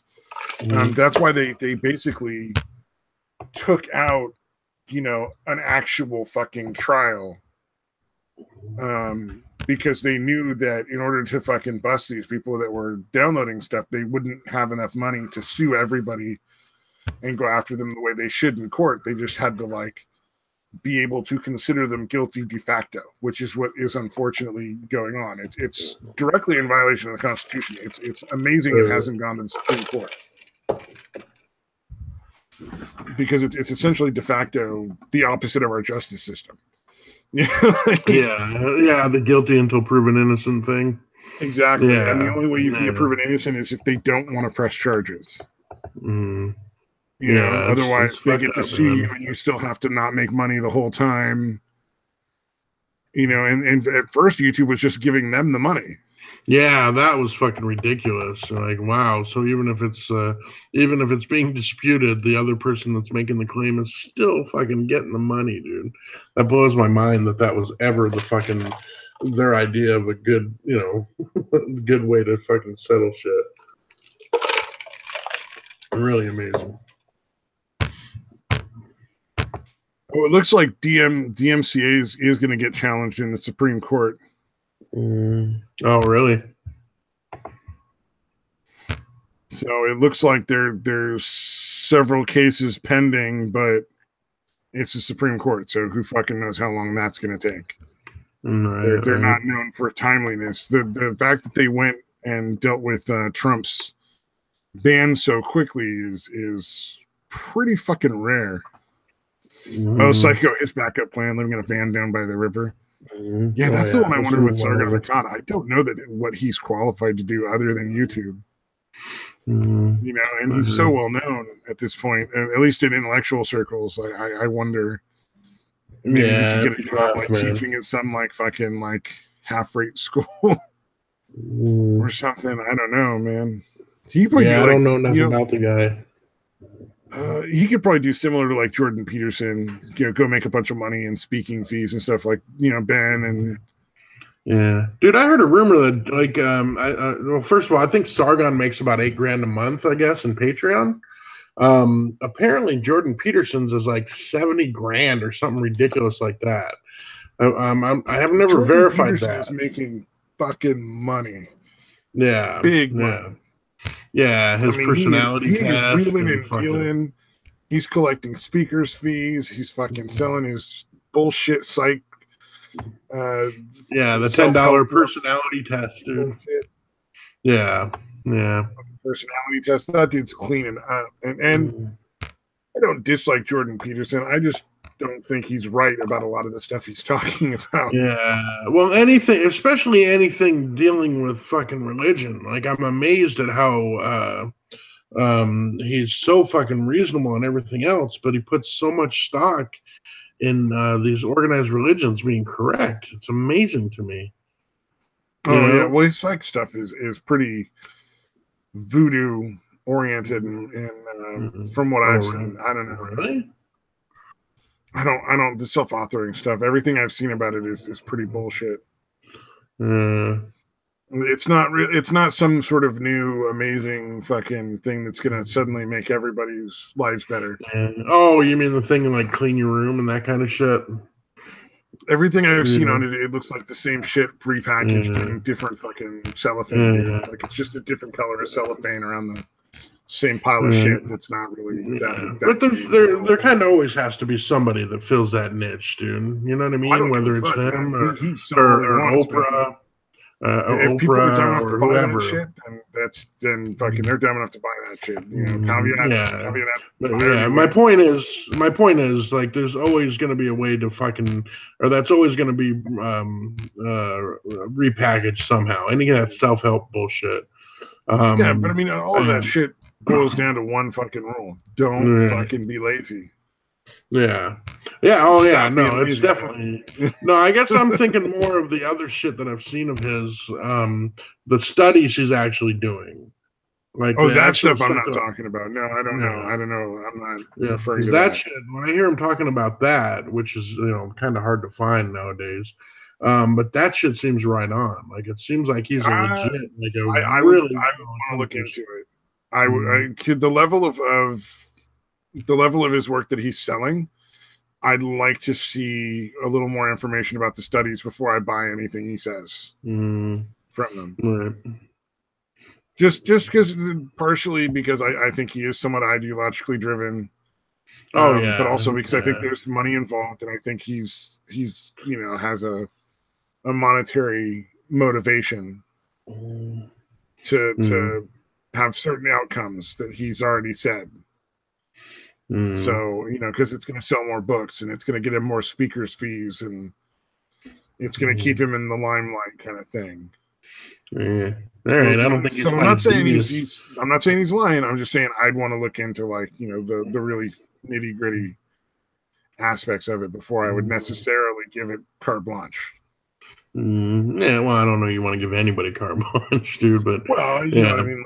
No, I definitely have my misgivings. Like I said, mainly is his holding on to the fucking religious shit. Again, just I find fascinating because again, I've seen the way he handled other shit, and I haven't followed him that much in the last fucking. It's been a while since I followed him closely. So I haven't heard a whole lot of his stuff recently. He could be completely different. Like this whole fucking process could have changed him completely. But the way I heard him talk about shit when I first became aware of him, he seemed like a really legit dude. I think he believes what he's saying. Yeah, no, I'm talking about the actual studies and shit that he was doing. Like the actual fucking psychological work that he was doing, the actual psychology shit. Here's the thing with psychology. Psychology is halfway between a hard and a soft science in the way that it's applied. And that's why I would be concerned about it. Is because is he applying the scientific method fully? Or is he applying it to the standards that some psychology is applied, which is to say not quite as much as it really should be applied? Yeah, although again, like you said, it's a tough subject to apply it fully to. Just because again, you're not dealing with like just math or just there's always going to be some holes in the system where it is going to be subjective. Yeah. How do you feel? Are you happier now than you were when you started? There are ways to try and balance. I guess you sort of try and balance it out, try and keep it from being too subjective by getting as big of a sample as you can and getting that sample over as many times as you can. So, like, I'm trying to think how to explain it. Yeah, no, and that's what I'm kind of what I'm basing what I'm talking about on is I've heard him talk about like and again, this is back in the early days of his, becoming well known, talking about like, oh, okay, is there a way to test for this? And he's like, yeah, I think we found a way to do it that's, as objective as possible. So again, it seems like he, or at least you did make tough. The effort. It's very tough. Like, say you're trying to test. So Seeking Safety is a program to help people who have PTSD and severe drug addiction problems all at once. So you have people do these Seeking Safety groups, twice a week for like a month. And if you just ask them at the beginning of the month and the end of the month, well, how do you feel? Do you feel better? Do you feel less better? You might not necessarily get as much useful information as if you ask every single time they go. To the point where any sort of you want to eliminate for the sugar pill effect. I forget what it's called. Damn it, placebo. Yeah, any sort of placebo effect. You want to try to eliminate that as much as possible. So there's sort of like you want to please people. People want to make other people happy. So maybe in the beginning they're like, or it's something new. So suddenly they feel better because they're doing something different than what they were doing before. Right. But it might not necessarily be a lasting change. So a lot of these studies have to be long term, and you have to do as many checks as you can to see how it's going to really get useful scientific data. A lot of times it takes 20, 30 years to really get an accurate idea of whatever it is you were trying to figure out. Yeah. All right. And dude, I just looked at the clock here. Dude, I have to go to court in the morning. I did not realize it was this fucking late. Do you remember I told you I got the ticket and shit for the for the traffic thing? What do you call it? Driving on a suspended license or whatever? Oh, that's right. Yeah, okay. Okay. I took care of all that shit, got my license back. I went into court for the driving and the suspended license ticket, and I was going to fight it, right? But I went in and he's like, oh, okay, you got your license back. You did everything you had to do. Okay, he's like, I'm going to dismiss the ticket. So he dismissed it, right? Without me even having to fucking say anything. And I'm like, all right, great. And I'm ready to fucking, be done. He's like, however, you've got another ticket in here from 2013. It looks like nobody ever actually put this through, suspended your license or anything for that. So I had a ticket for no proof of insurance from back in 2013, because he was like, is this your, he showed it to me. And I'm like, yeah, that's my signature. Yeah, that's my car. I'm like, I don't really remember this specific instance. But the fucking ticket's like $1,200, dude, $1,300. Shouldn't there be a fucking statute of limitations at this point? Like, how many years do they get to go back and be like, hey, we found a scrap of paper from a fucking decade ago. Give us your money. It's really fucked up, man. So I'm like, dude. And then he's like, we're going to have to resuspend your license. I'm like, fuck, come on. Like, it's been 5 years. So what's another 2 weeks before I get this straightened out? Because I had insurance, and I'm about 99% sure that I actually went in and showed them, because that's what I've always done. I just, I've always had the insurance. I just never always had the proof. You know what I mean? Yeah. And I've always gone in. Put the little card in. Yeah. Yeah. I'll usually go in like the next Monday or, within a week or two and showed like, hey, I had insurance, and I'm pretty sure I did that here, but something happened and it didn't get put through. But anyways, I have to go to court with that. Fucking, I need to do that in the morning. So I really need to get the fuck out of here. All right, man. We'll I wanted to tell the story first. Thanks everybody for coming in and joining us, and we'll see you guys on hopefully Thursday afternoon, 12 p.m. Pacific Standard Time. Yeah, see you then. Bye-bye.